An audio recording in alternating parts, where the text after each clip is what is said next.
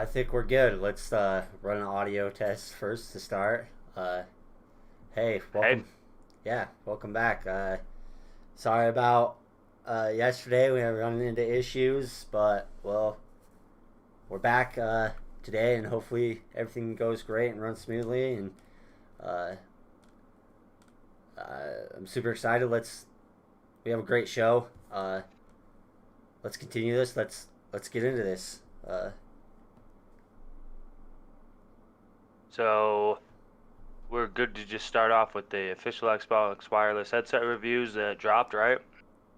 Yeah, that'll be our first topic. Welcome everybody to the BIA Gamecast, Brothers in Arms. Two brothers talk about games and what's going on with gaming and just our passion. Welcome. Uh, let's let's get started. Let's get into the new Xbox wireless headset. Leaving off from last week's. This is a little bit of older news, but the new Xbox wireless headset came out, $99, and there's raving reviews. People say it's really great quality, and then it's working great, and people really love it. So it's awesome. What do you think about this, bro? Well, there's good reviews, 8s out of 10s, 4s out of 5s, even a couple 10s out of 10s, but um the main thing with this is it's an actually officially branded headset that isn't just a little dongle. It's completely wireless, and the arm the microphone arm that comes off, people are saying that's a little bit short, but other than that, it's pretty comfortable, and the sound quality isn't the best. It's not bad by any means, but it's not like the best of the best.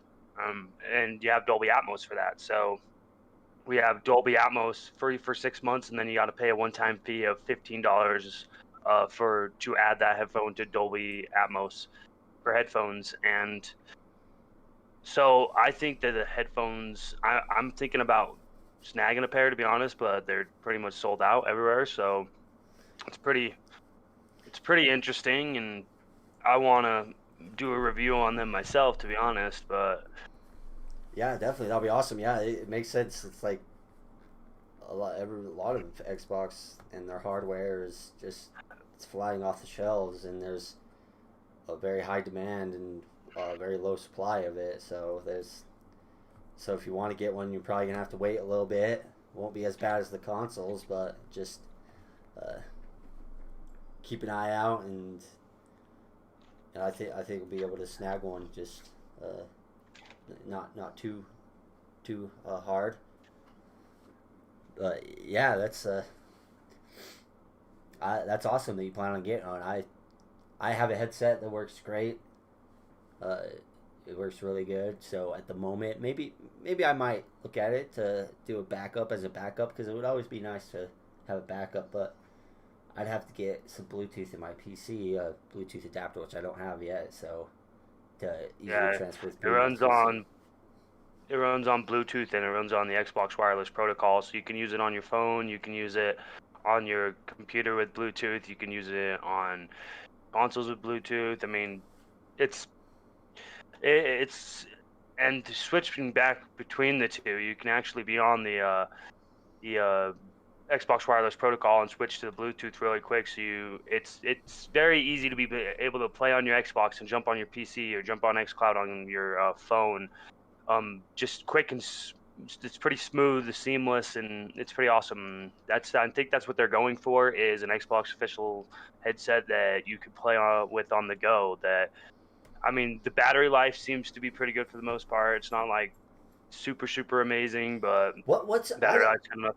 I have a question. What's the charging port like? Because is it just batteries, or what's in it? Is there a charging port? How do you charge it? Or uh, Well, I'm sure you could charge it with the USB Type A set on there, but I gotta look at to see exact charging. I don't think it comes with a dock. I think it's mainly just you charge it with the USB Type C connection.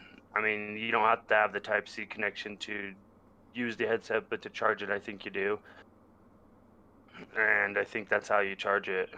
I think that's the only way. It doesn't have its own dock. So if it was a So low battery, you could plug USB Type C into it and continue rolling yeah, on low battery. yeah. That's awesome. That's very nice because I know that it's frustrating when you have one set of hardware and then the battery dies and you can't use it and you gotta let it fully charge before you can even use it because it just jigs out or something. But that's really good. That's awesome. This is seems like a great headset, and who knows? I might get one. It's I have got no. auto mute.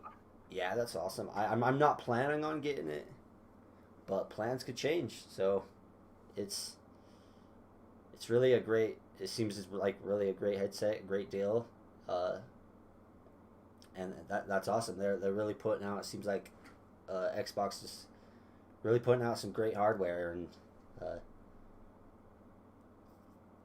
so that it's exciting to see what they keep bringing out. Yeah.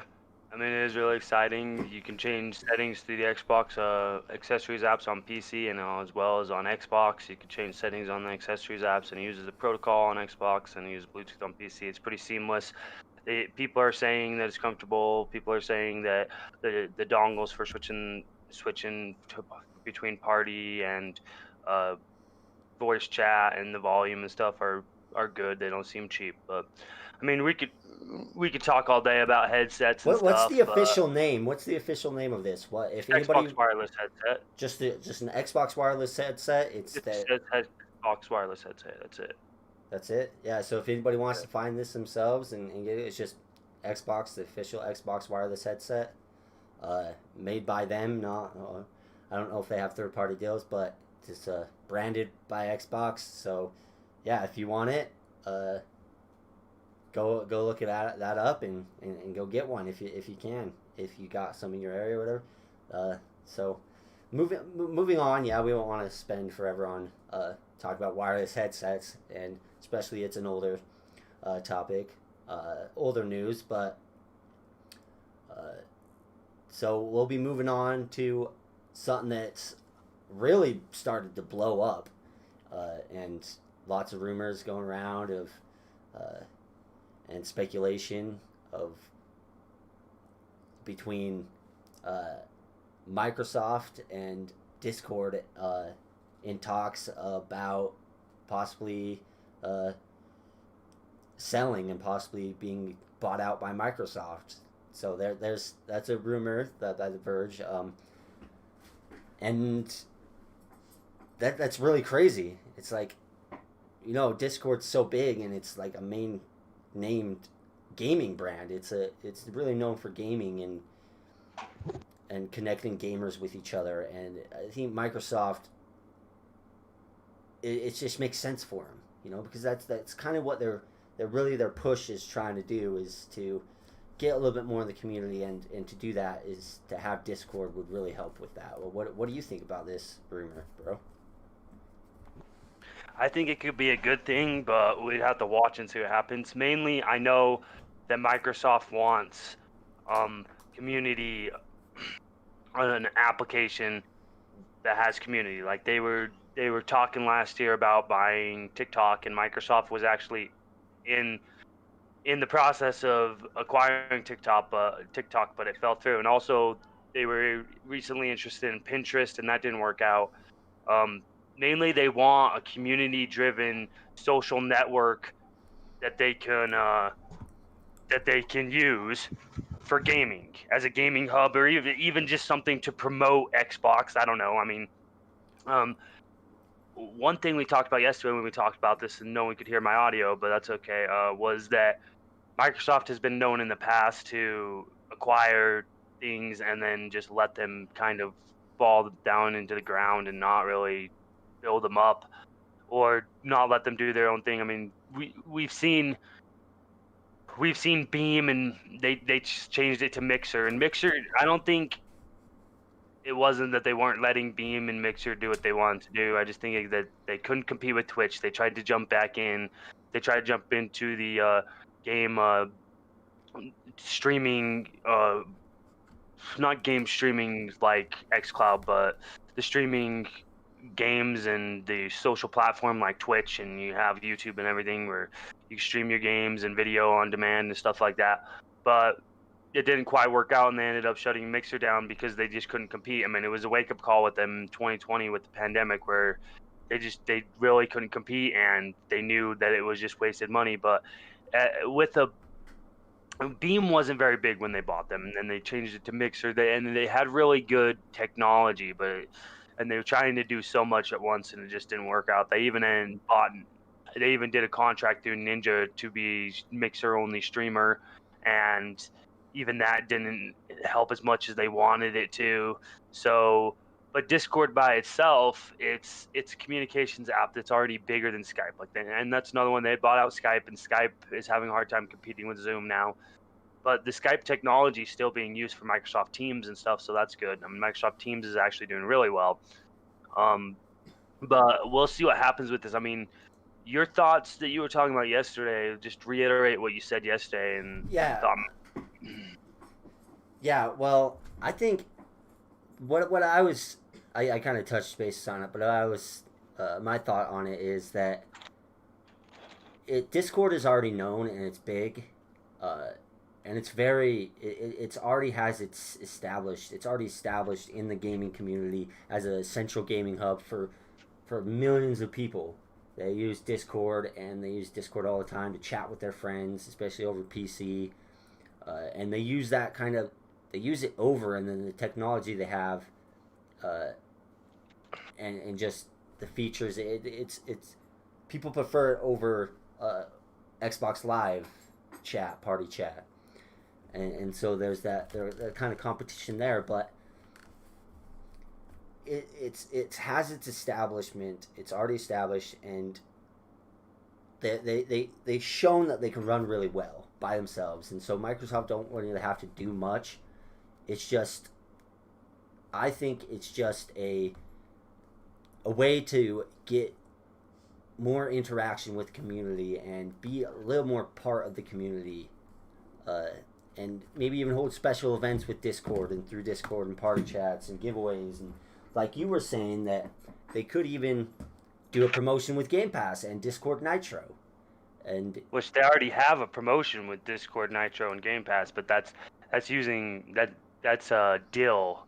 That's a third-party deal that they got going on through them, and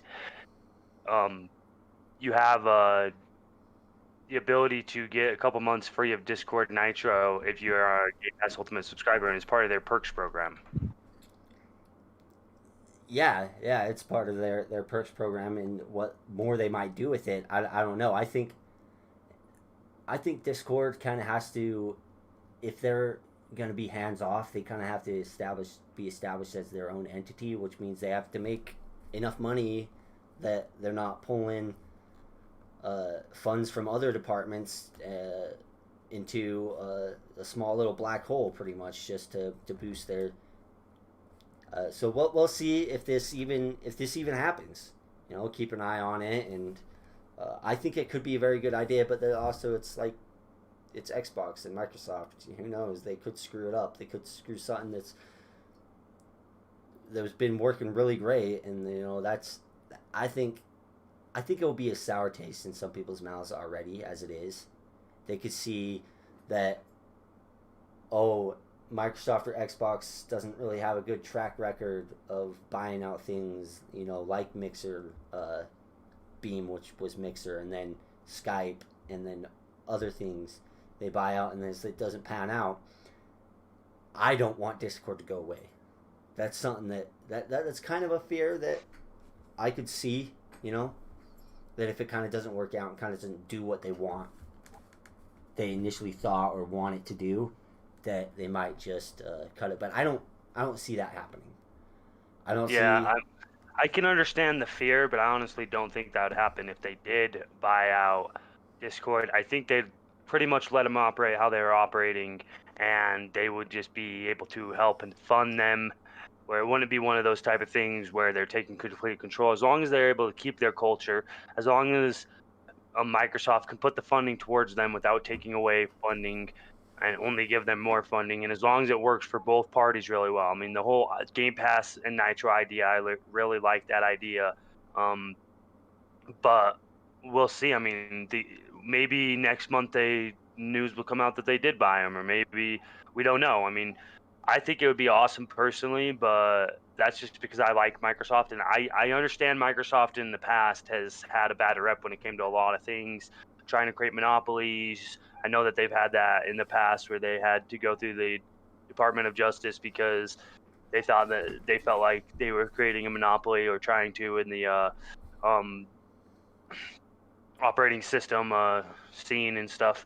But those are times past, in my opinion. We have Satya Nadella and Phil, and I think that they have a lot of different ideas about what Microsoft can be than what it used to be. So those are my thoughts. We can move on unless you have any last thoughts. Go ahead. No,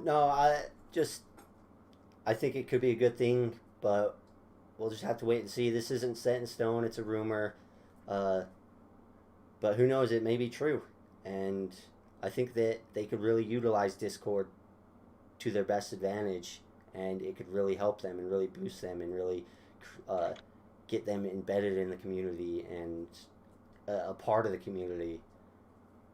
Because Discord is a major part of the gaming community, and there's lots of things I think they could do, and I think it would be good, and I think they know it, and they want Discord. Uh, but there's always that little bit of worry, that little bit of possibility that something could go wrong or something that it's not quite what they wanted it to be, and then they can it or just they don't really do anything with it anymore. I don't know, but well, we'll see what happens with that.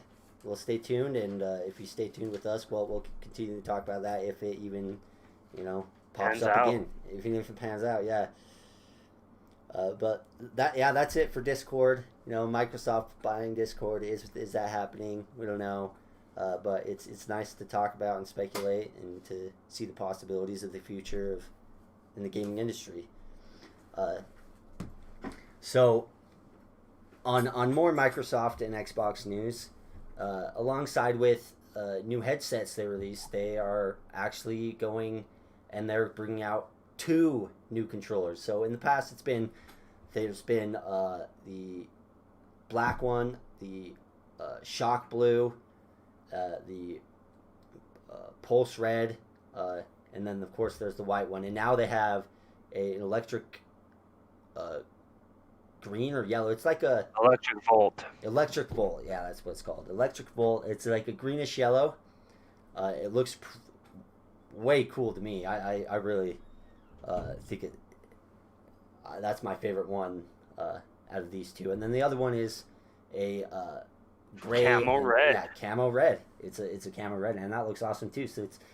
So they're starting to release more and more stuff, and new controller color schemes are always awesome to see. It's always awesome when they see, but I think they look really cool, and it's great to have more options with your color schemes, especially if you're a collector and you like collecting controllers, then it's always good.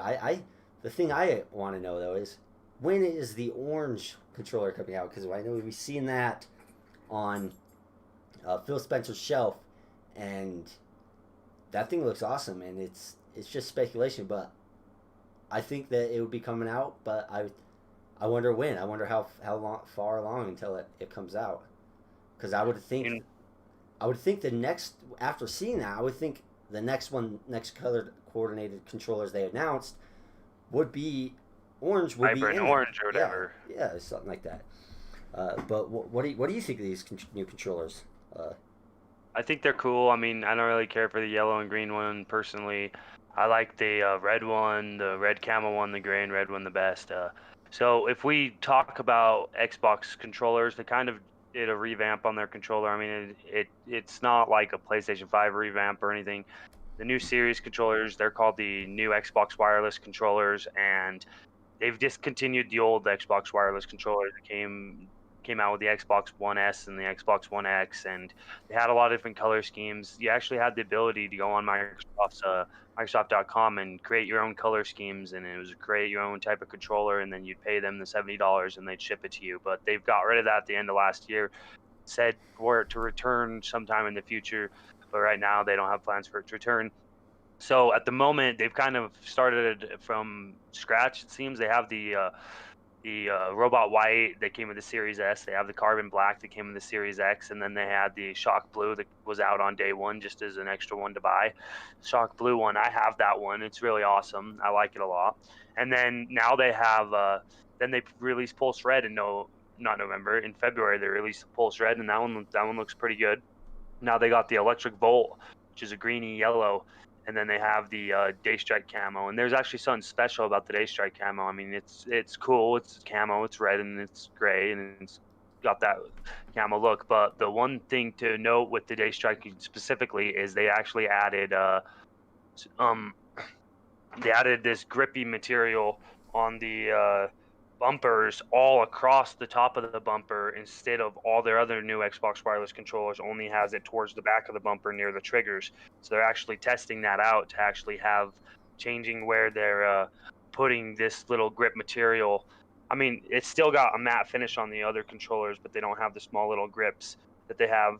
Like I'm looking at my Shock Blue one right now, and the left trigger and the right trigger, they have these nice grips, and it's all on the trigger, and then on the bumper it's only at the very bottom. It actually seems kind of weird because it's where it's touched, it's not even touched as much right there, but that's where they decided to add that on the RB and the LB, right where the letters are. But now it actually shows that they're trying out with the Daystrike camo one that they're going to be putting it more towards the top, which makes more sense to me, and it's going to cover more of it, and I think it'll be a better grip for the bumpers. So we have the Electric Volt one comes out on April 27th and is $65, and then the Daystrike camo one comes out on May 4th and it's $70, and $60 for the stock black and white one, but $65 for just the plain colored ones like the Pulse Red and the Shock Blue and the Electric Volt, but $70 for this camo one. So probably because it put a little more work into making the camo effect and the different colors, it costs $5 more. But to me, that's not too bad. Yeah. It's awesome to see nice new controllers. One thing I can't wait for is till the shop actually comes back, and we can do more customized controllers. But who knows when that'll be, and to get some promotions with some games, to actually, and not just have a little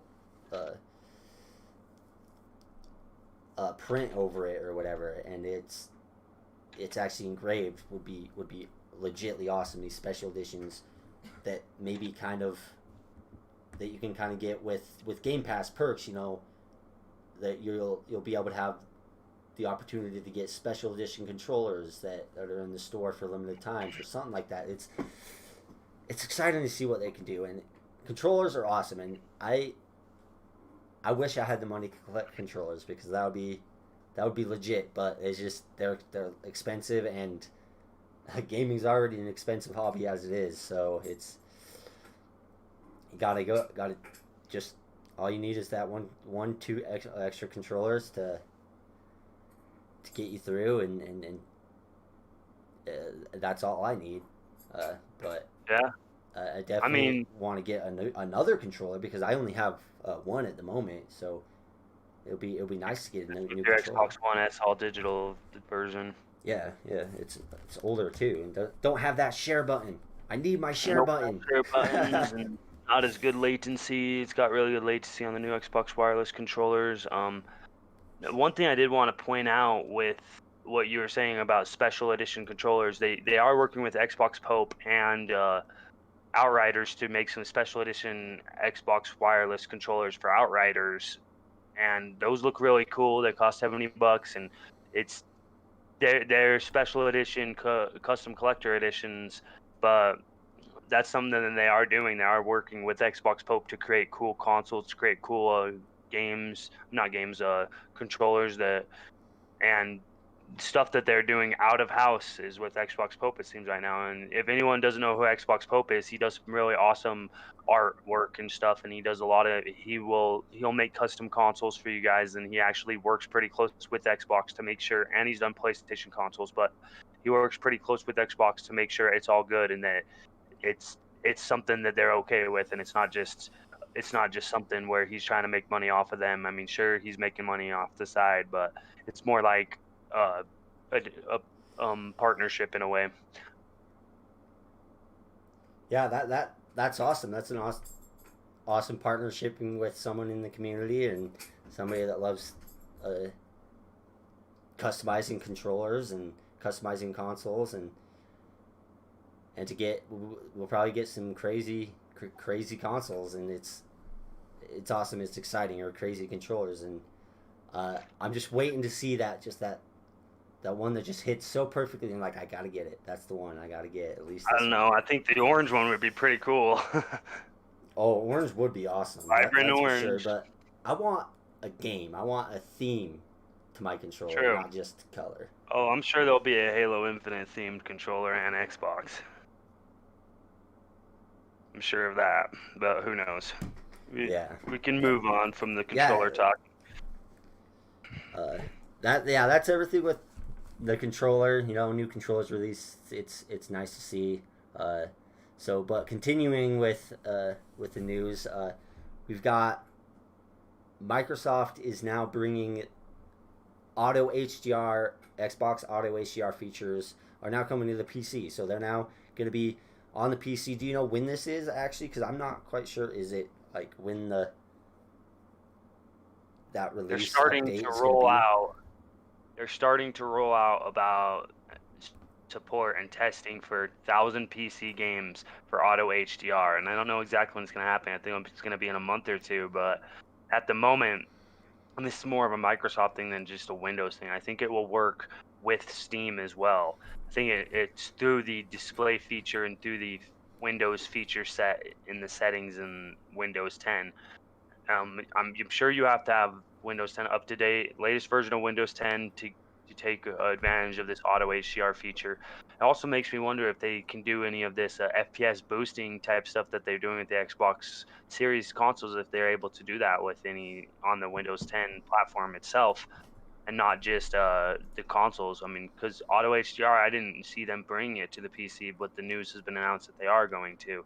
And there isn't a ton of news at the moment. It's just pretty much that you have to have it has to be a DirectX or DirectX 12 SDR only game, and they can intelligently expand the color slash brightness range up to HDR through a DirectX program technique that they use. So any game that isn't built on DirectX 11 or 12 can't take advantage of this, and it's not something that the developer even has to do. It's a technique through Windows 10 and through DirectX and Microsoft that they're able to put this out, and obviously you have to have an HDR supported monitor and compatible monitor, but to me this is just another thing that they're doing, that they're pushing out new features sets, and they care about gamers and old games too, that they're updating and making old games better. They're trying to, yeah, I see it as they're trying to push the life of older games, and because it's like older games, they still do get sales, because even though it's not as much as it initially would be if they first released or around its release date, games can still get sales because if it's new to somebody, and if you have a True. possibility of bringing in somebody to buy an older game, even by updating it and bringing it up to date, I think it's worth it. It's worth it to them. It's worth it to the developers. It's worth it to the community. It's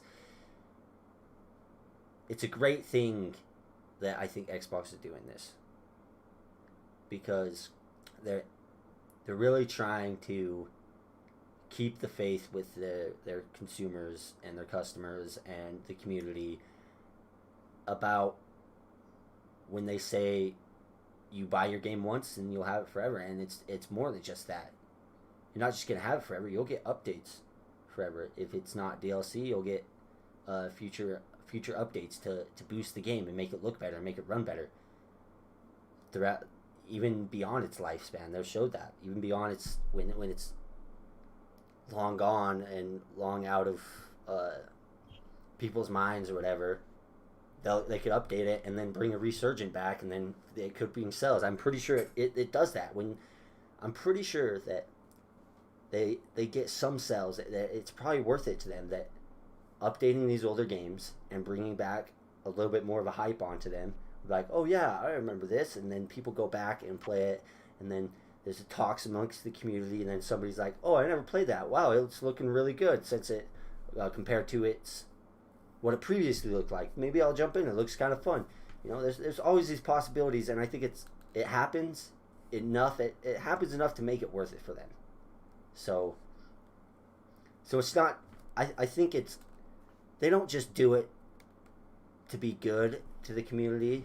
That's not just the only reason why. It has to be worth it to them in more than just one point, as being faithful, I think, with that. So that, I just look at it as an amazing thing that Microsoft's doing. You get auto HDR features on PC, and they're just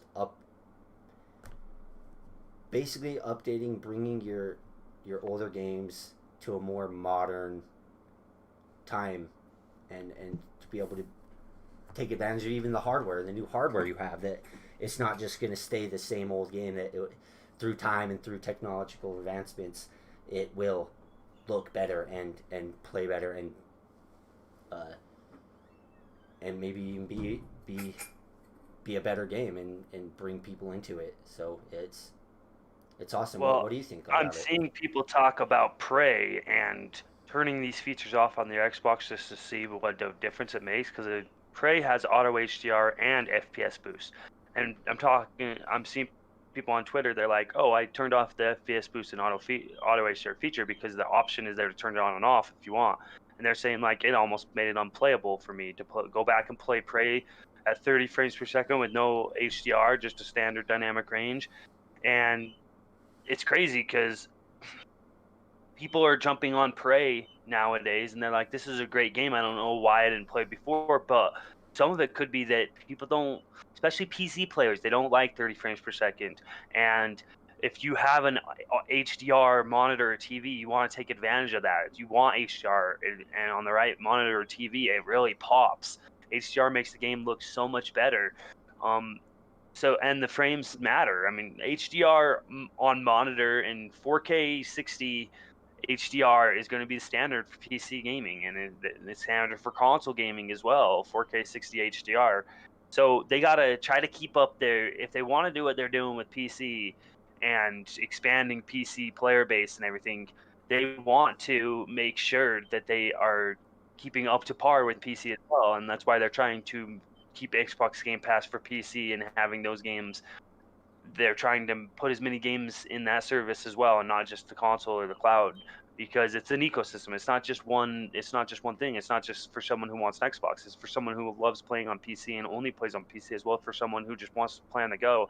This ecosystem is for anybody, and the fact that they're doing this shows a real homage to them really wanting to just bring the players in, and them saying, hey, players, you don't have to come to us, we'll come to you. And that matters. And we had CMBR in the chat. I just want to point out that he said that the Xbox giving support to old games is the reason he's thinking about buying Octopath Travelers for $42, and that's even after it's already in Game Pass. He's thinking about spending the money for a game that he's enjoying, because he knows that there's still going to be some support happening, whether it's auto HDR, FPS boost, whether it's them figuring out ways to up the resolution without developers having to do too much work, which we still have to see some more of that happening, because it hasn't happened as much yet. But the developers still mainly got to do the work in that area. But it's those type of things that make gamers cling to a platform or an ecosystem.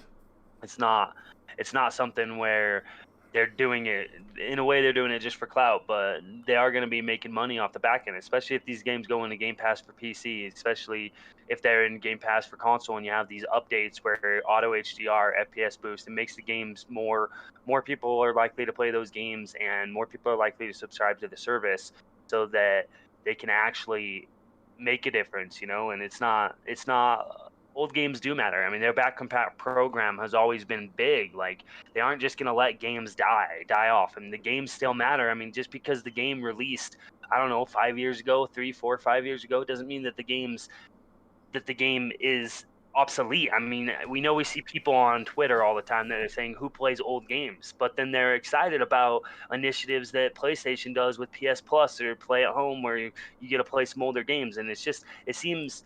And I'm not saying this Who for who all. plays old games? Probably 80% of gamers.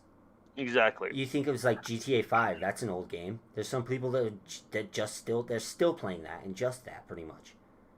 There's people Yeah, that play so many old games that and it's like you would look on and be like that doesn't make any sense. You know, there's people that play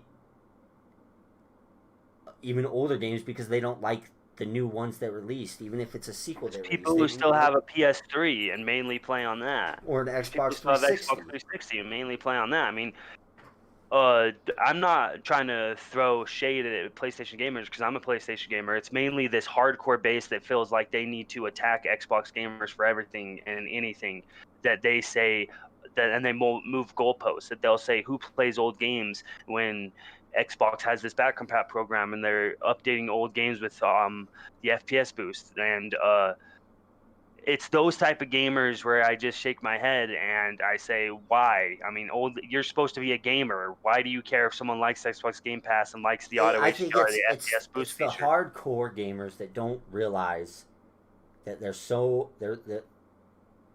minute and minuscule, and they're the minority in this that they may play games the day it comes out and keep up with the games, but not everybody does that. Not the majority of people that play games aren't going to play every single game that releases, and the on the time period or around the release date, and then when they're done with it, they're done with it. Never come back to it.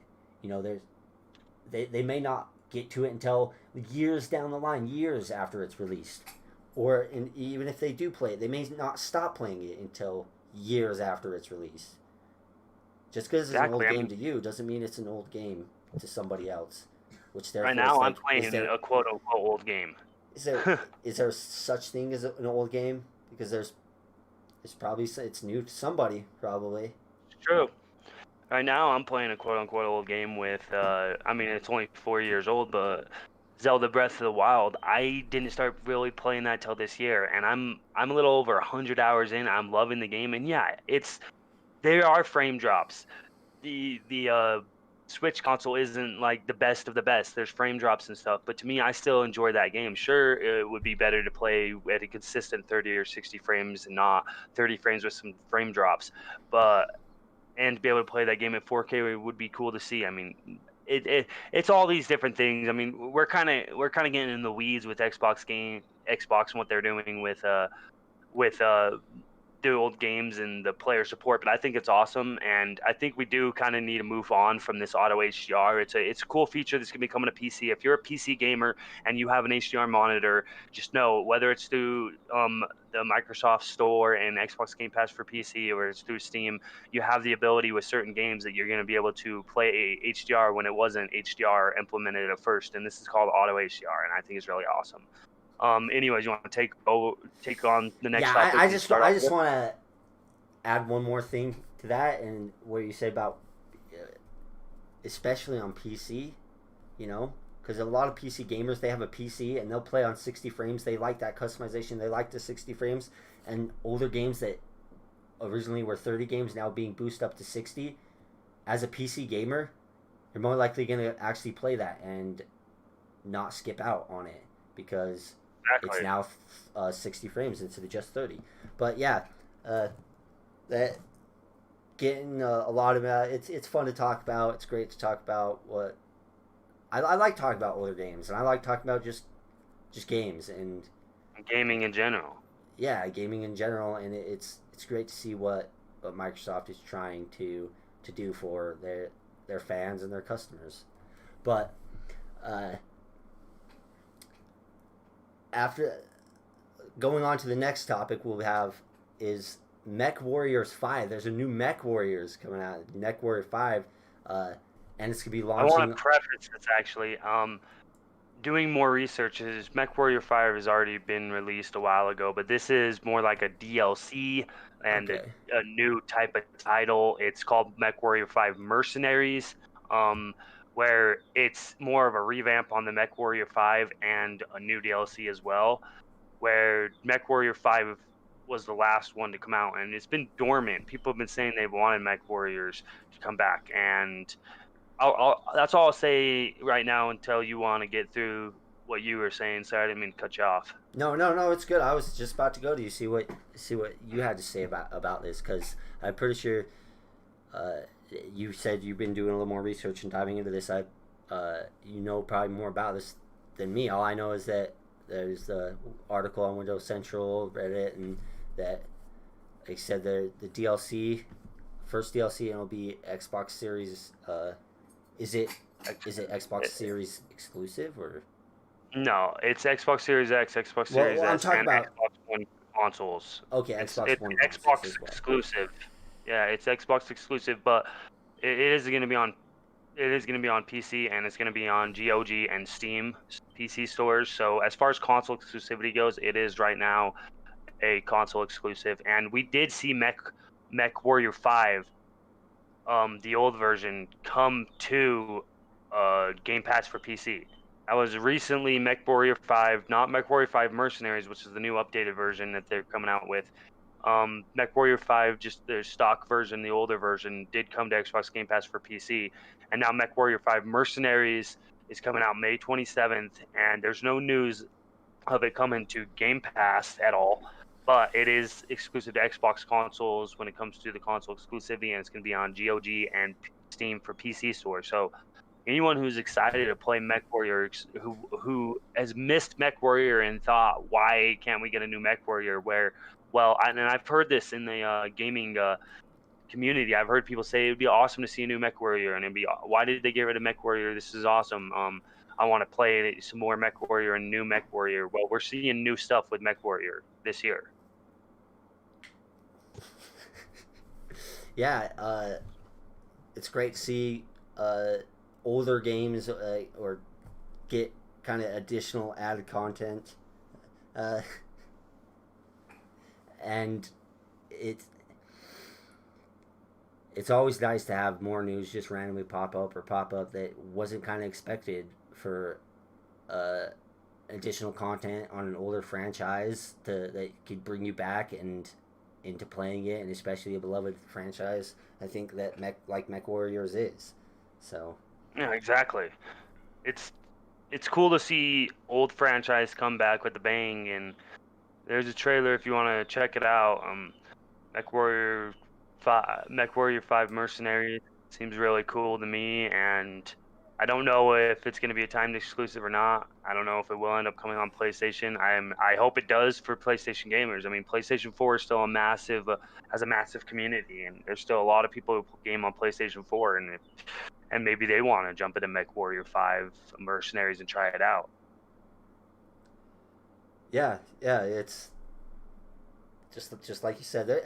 There's not much to talk about this. I've never played Mech Warriors, so but it's good news. And if for those people out there that have and that love Mech Warriors as a franchise, it's really great to see new additional content coming for a franchise, a game that you really enjoy. Right. So we're gonna move on to the meat and potatoes of the show, and we were talking.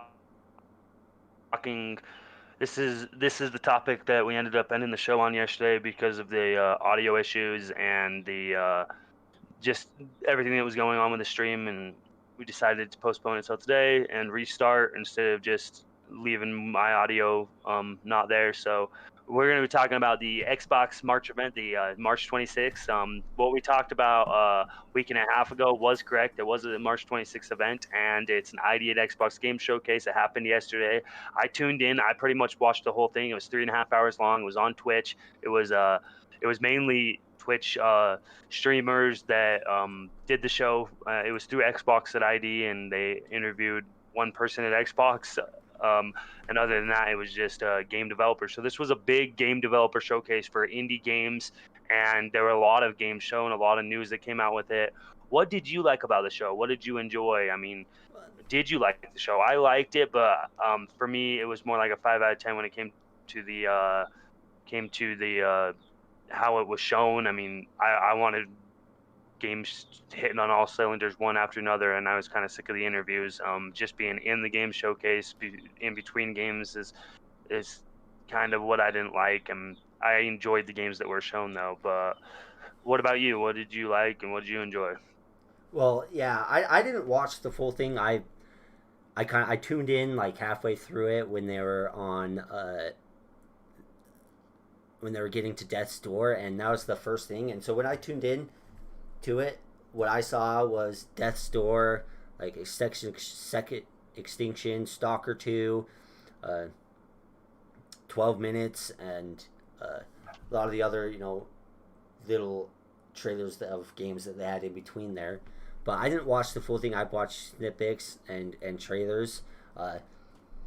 But when I first tuned in, like, I didn't expect anything really huge about this event. I knew it was an indie event. I know what to expect with indie games, a lot of indie games. But I think from what I saw, it was probably about a 6 out of 10 for me, because there was games in there that I was surprised about. That I was surprised and that actually looked really, really great. And like I said, I first dropped by and I saw Death's Door and I'm like, whoa, what is this? This actually looks really interesting. It's like a top-down dungeon crawler, and remind me of a less in-depth Diablo, and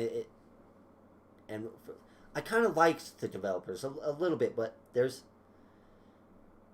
to a point, because I can see, if you're really interested in a game, listening to a developer interview, you could really love the whole interview because of everything that they're talking about, a game that you really have looked forward to, that you really enjoy or really want to play, and that you think that looks amazing, and that you've supported from the first time you saw it. You're going to want to listen into that interview because you're going to want every bit of the information you want. So I get that. It was a long console, and it makes sense the way they partnered it in with Twitch. Making it have that kind of sentiment that it's a stream and it's going to be long.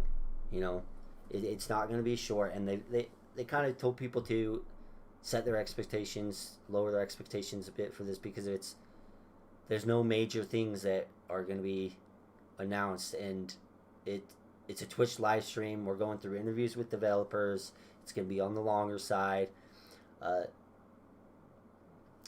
So I could see somebody. The thing I didn't like is the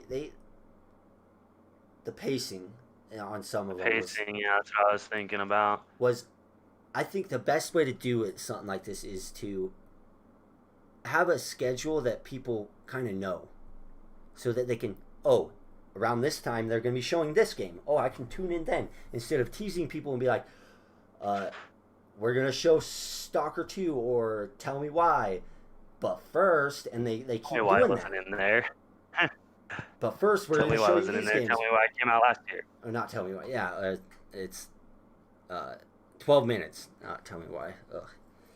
12 minutes. Yeah, and they're like, just hold up. Well, they'll be coming in soon. But first, we're going to talk about this. And it's like having a stricter schedule to where people can be like, this time they're going to be talking about this game. This game looks really interesting, really good. I've been following this game. I want to tune in to the developer interview. Instead of having that kind of all over the place and not knowing when they're going to show things or what they're going to show, can kind of be detrimental. But I think it was a success.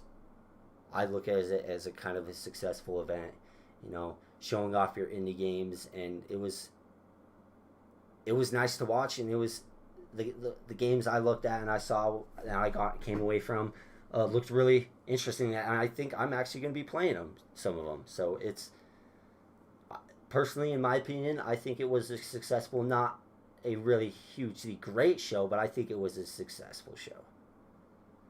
Um, to talk about that and to mirror your sentiment, I don't think it was a non-successful show when it came to the news or the games being shown. I think that the pacing and the expectation, I mean, they did not hype the show up. I'll tell you that much. They didn't hype up this indie showcase games. But just the pacing and the way it was, a 3.5 hour show, me wanting to see games and just seeing interviews. And I'm not gonna take away from the developers because even on Moonglow Bay, I was excited. Like it made me happy to see the developers' excitement while they talked about the game. I just didn't like how long the interviews were and how drawn out the interviews were. And it's like, okay, I get the point. And then on some of the interviews, they're showing some gameplay with the interview, but then they're keep repeating the same amount of the same gameplay that they just showed instead of Or doing new repeating or gameplay. repeating information that we kind of already knew about. It's like Exactly. reiterating, regurgitating something we already know, and it's like that's taking up time. It's not necessary. But yeah, keep going. Um, well, I did enjoy games like Death's Door, and there were some games in there that I didn't even know I would like. That was like, oh, that looks very interesting. I mean, when they showed The Last Stop and they showed that. The way they did that, it wasn't an interview. It was more along the lines of someone narrating what was happening with the gameplay and showing gameplay with The Last Stop. And to me, that game, like even though it's a niche game where you're pretty much it's some like adventure simulation game where you are these two humans where the dad and the son they switch bodies and they don't know how to switch back and they're trying to figure out how to switch back but while they're stuck in each other's bodies they still got to go through their day to day, so you literally have to go. It's like the dad's in the son's body and he's walking through work and he's a developer but he doesn't know what he's even doing, right? And he has to try to take what the son said and this is what you need to do for this day and try to do his best. But the way that the gameplay was to me, like in the interest of what the game was trying to be, that was one section that really interested me, that of a game that I might never have played if they didn't show that Or and ever if I even didn't watch that. seen or even known about. Yeah, Yeah, if it yeah, The Last Stop to me, that's a game that it's not going to be a game I put 10s, 20, 30 hours in or 100 hours in. It'd be more of a game that I enjoy for a couple hours, you know? And that's what indies are for the most part to me. They're not games that I'm going to put hundreds of hours, even 10, 20, 30, hundreds of hours in or anything. But that game, The Last Stop, really did speak to me. And like when they showed Art of Rally, that game looked really awesome. I love the art style of a lot of these indie games. Even Glow Bay, I liked the idea of what they were trying to show. I just thought it was drawn out with the interview. And for me, Moonglow Bay isn't my top 10 in this showcase or anything, but to me, and Omni or Omno, that art style and that looked really good. Like, and I did like Nobody Saves the World as well. That one looked very interesting.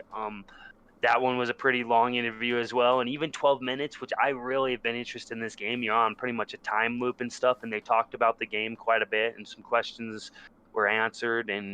But even during that interview, I was like, okay, like I thought this was supposed to be a game showcase. I want to see what's going on with Stalker 2. I want to see what's going on with um any of these other type of games. You know, I was hoping to see Tunic there, and Tunic wasn't there. But even with the 12-minute interview, I was like, I mean, if I went out of my way to watch this at a time where I wasn't focused on trying to see a curated games that are supposed to be a game showcase, if it was just something I went out of my way to watch on YouTube, I don't know, maybe a couple hours after the show, I would have enjoyed that interview more because I'm interested in that game. I liked one thing I was pretty disappointed about was I'm really interested. Them showing that gameplay of the Ascent made me even more interested in the Ascent, and there was no interview with the Ascent. Games like that, I really would like to have an interview or more gameplay of games like that. There wasn't like I want to know more about the Ascent. I would have liked them to have an interview with the creators of the Ascent, but they didn't. Instead, they had one for Moonglow Bay, Among Us. They had the Nobody Saves the World in 12 minutes, and And some of these other games, like The Last Stop, that one, like, I like the way they did that, so I'm not really going to complain about that. But and then like the soup ladle one, that one was long. Like, to me, that I like the concept of that, but why do you need a 20-30 minute interview with the dude's a soup ladle when you can just say, hey, it's a cooking game, you'll learn yourself what it is, or even just show gameplay? And that was one of the games where they just kept showing the same part over and over again, and I was like, okay, we get it. You're cooking stuff, and this is an indie cooking game. I mean, people who like this type of game, they're gonna love this. But to me, it was just the pacing and the structure of the show just was not what I was hoping for, and I didn't even have my expectations super high. I wasn't like overly excited for the show. I was just like, it's gonna be cool to see what happens, type of thing. But Yeah, personally, I think it's more of a better thing to just come in on the after fact, not tune in live, but go in and see what was shown, and then watch individual trailers to and then you got the gist of it basically of what was shown, but and then go back and watch the developer interviews if you really like to. If the game exactly. intrigued you, it's more of the thing is to go back and find what you like about it instead of just tuning in live and watching the whole thing. But it's always nice to get more news and more gameplay or more trailers. But I don't think it had to be that long. And there's better ways I think they could do it, but they're still trying. They're still trying to figure out the best way to do this. And I liked how they kind of partnered with Twitch in the community and to make it kind of a little bit longer of an event. But I thought it was good. I thought that there was some great things shown in it.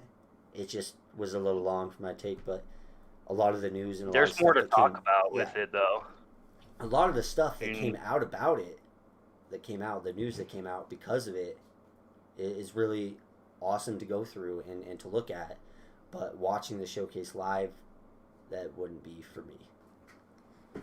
Yeah, one thing personally that I'm confused about is there was not a lot of specific release dates, and you would think some of these games were even shown almost a year ago at the May Showcase, Xbox's May Showcase last year, and there still is not a lot of like specific release dates. A lot of just ones that do have release date, they just say 2021. Another one that I was wondering why we didn't see that I was hoping to see there, because they did this ID at Xbox game thing demo. The game's demo was last summer. It was a summer demo game showcase thing or whatever, and it wasn't really a showcase. It was more just like, hey, these demos are popping up on Xbox live. You can download them, try them out. And there's this one game called Skatebird. I played it with my nieces last summer, and I was excited to see more of Skatebird. That was a game that I played a demo of that I enjoyed, that my nieces enjoyed. It was something we had fun together playing.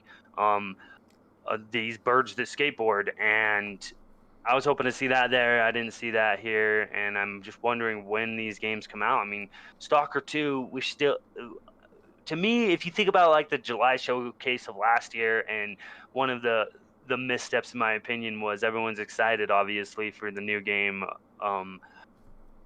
the new Hellblade that's coming out, and all they did was a little short interview that didn't need to be part of the show. It could have just been something on YouTube, and it was just pretty much them talking about the setting, and it's in Iceland. And I'm like, that's cool, but and the same thing with the Stalker 2 thing. I'm like, they didn't show anything besides they showed the guns, they showed the gun models, the character models, and then they showed some of the techniques of how they're making each character different, and how they can in their developing software, that they can make each character unique. And I thought it was cool. They showed, I think they showed basically, to boil it down to just simple terms, they showed how good it looked.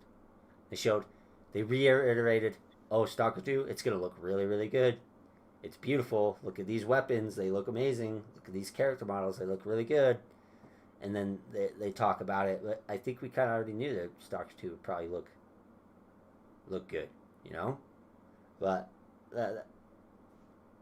it was still really awesome to see those guns. They look so gorgeous, and it kind of brings up that excitement, you know? I'm like, wow, I actually really want to play this. Now I'm getting excited. Did they have a release date for that? Because that's one part that I did It just miss. says 2021. That's all it says is 2021. It doesn't say anything besides that. It Well, just I says think it's 2021. like, especially To with be indie pushed. developers, a specific release date, they Date. might not be able to hit it. So they're kind of being a little more vague that, hey, we're planning on bringing it out this year. We don't know exactly when, but expect it They this did year. say to expect a trailer and expect more showing on the game later this year. I'm thinking maybe summer, but I don't know. They did say that specifically on that game. One cool thing I actually want to point out with this showcase is we're seeing more Japanese games being lighted by Xbox. And this game, Astria Ascending, I will admit the game doesn't look like it's for me, but people who are into JRPGs and these type of side scroller or top down games, this could be for them. Like Astria Ascending, it screams JRPG. I think it was side scroll if I remember correctly, but that one, like, that's big news to come out of an Xbox game showcase because JRPGs haven't been Xbox's strong suit. Yeah, it's nice to see more of a variety. You see, I look at it as people say, "Oh, PlayStation has the better games," uh, but a lot of PlayStation's games, their most popular games, are third person over the shoulder RPGs Action and adventures. action adventures or stuff like that, action adventures, and They have very little RPG actually. Horizon Zero Dawn is like RPG light, and that's the closest they really get with their first yeah, party games. but that's really I mean, it. And then Xbox, you look at, they're really trying to diversify and to get every dynamic and every type of gamer in the world. Like they say they want 3 uh say they three want to billion reach gamers, 3 million 3 gamers. billion gamers. Yeah, you're not going to do that by having one game, even if it's a very popular style of game. You're still not going to, because if there's millions and millions of people that don't really probably wouldn't even care for that game, probably wouldn't like it, that type of game. That's not for them. So I think Xbox strategy is they're really putting down the pedal on diversifying into different types of games, and I think it's really awesome because of they're trying to reiterate and really push down saying that no matter what game you play, no matter what game you like, we've got it here on Xbox Game Pass. Yeah. Well, I mean, there some of the news that came out I want to get to, but before we get to the actual news that came out, like maybe some release dates and the games that are going to be coming to Game Pass, like the announced games, I want to just ask you what was your favorite games that you saw? Like, let's go through the list. Like, you have it pulled up, I think maybe, and if you don't, I can talk you through it. But No, I got it. going through the list, what games did you like the most? What games stood out to you the most? Well, the game that stood out to me the most would be Death's Door.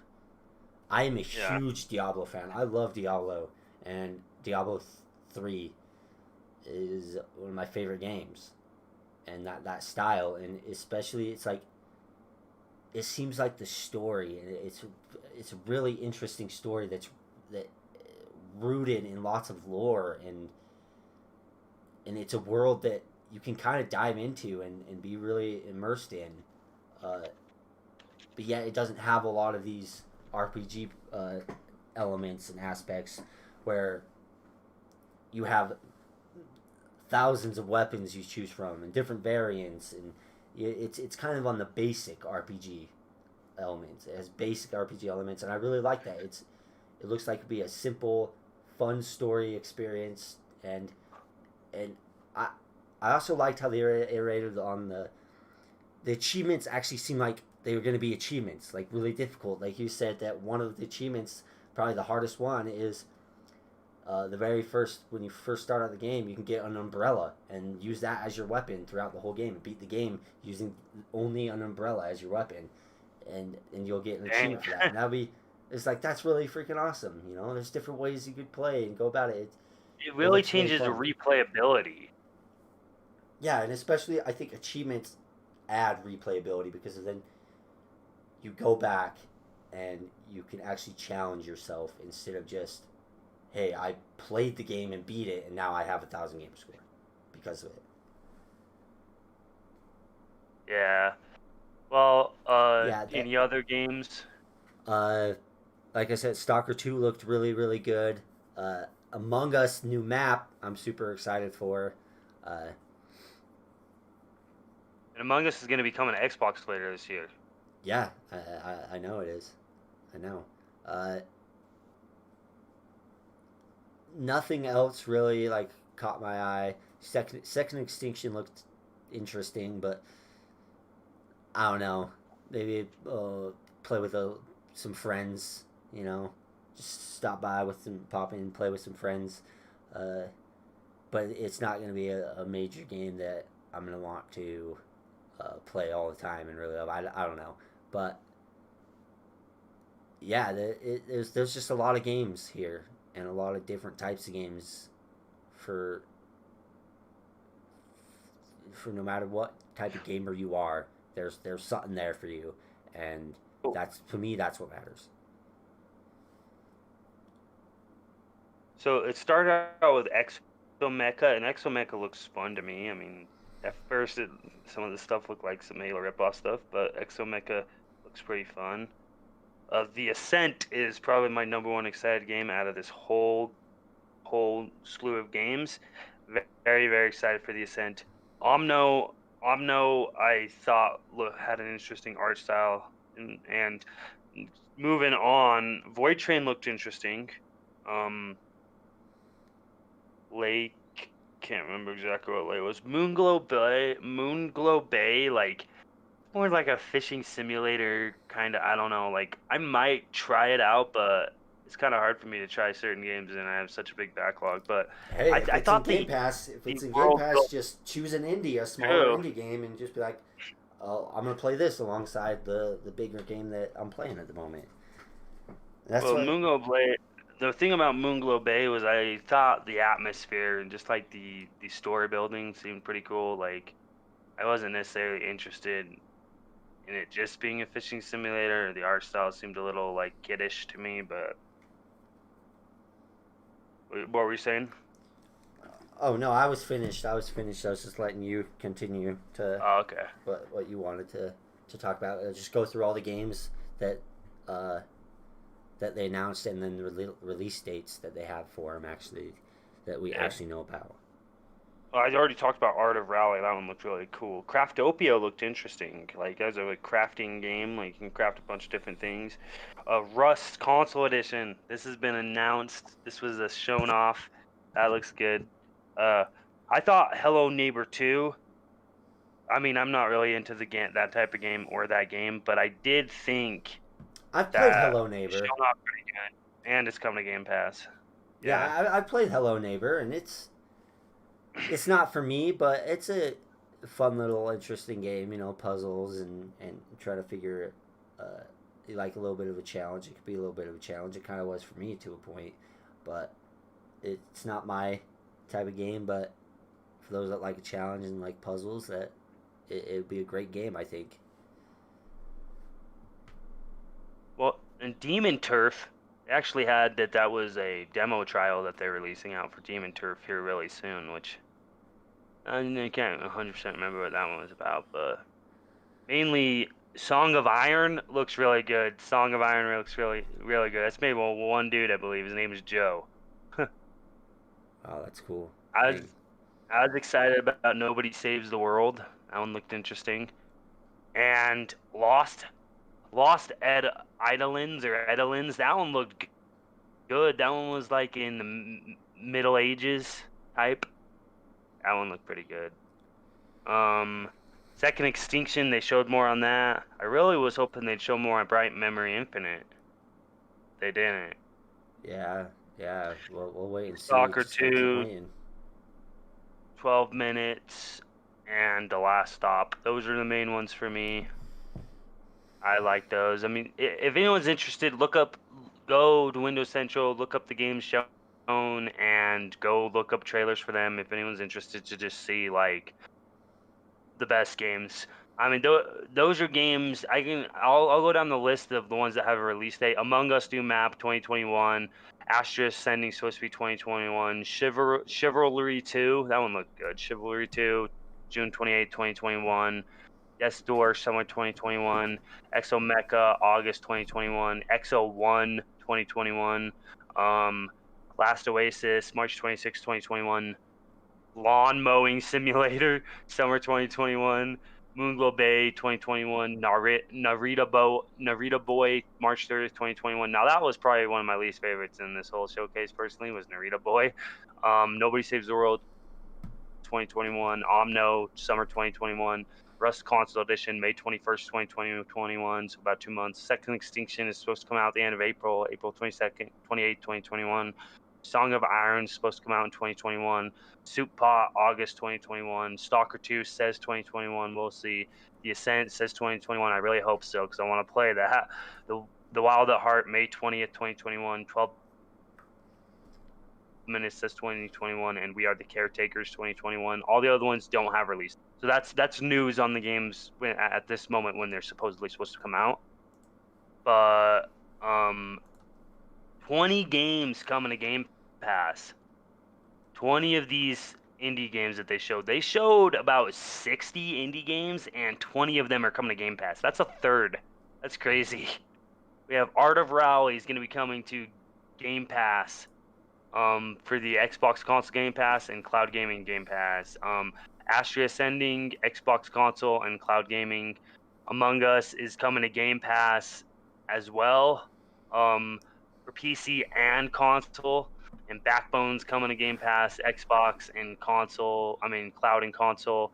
Boyfriend Dungeon, not interested in that. Coming PC and console. Craftopia is coming PC and console.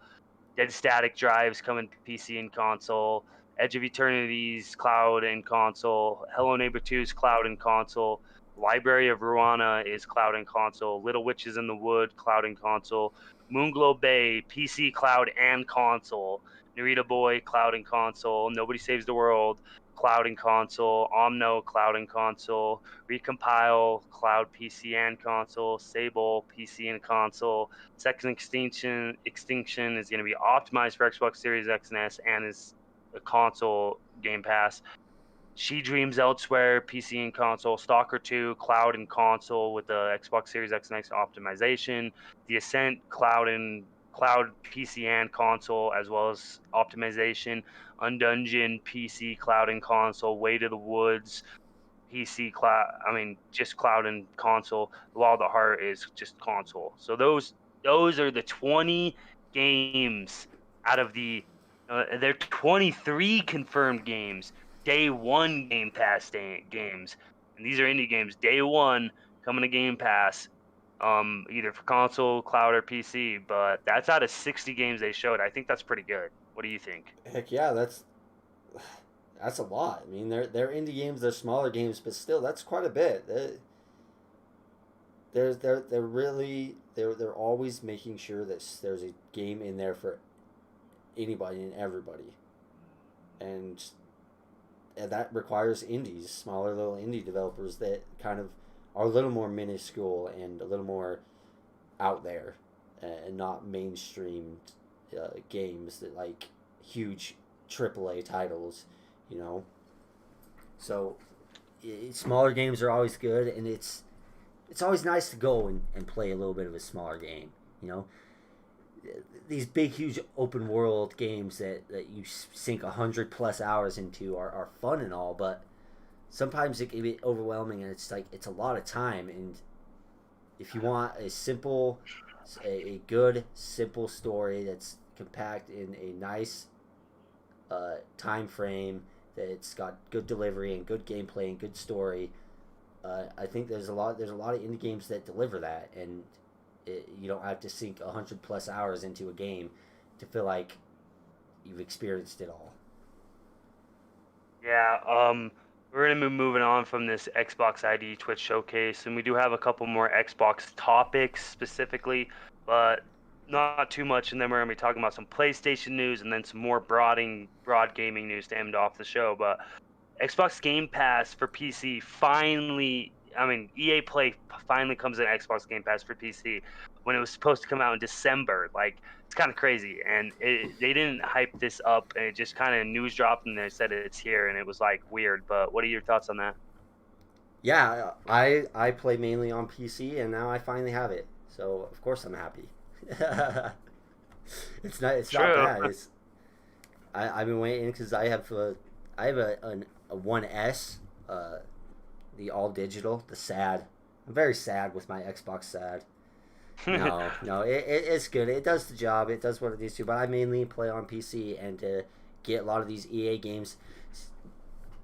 See, not too long ago, I even bought The Sims on Steam, and now it's like Now it's in Xbox now Game it's an Pass for Xbox Game PC. Pass EA for Play. PC. So it's like, oh, okay.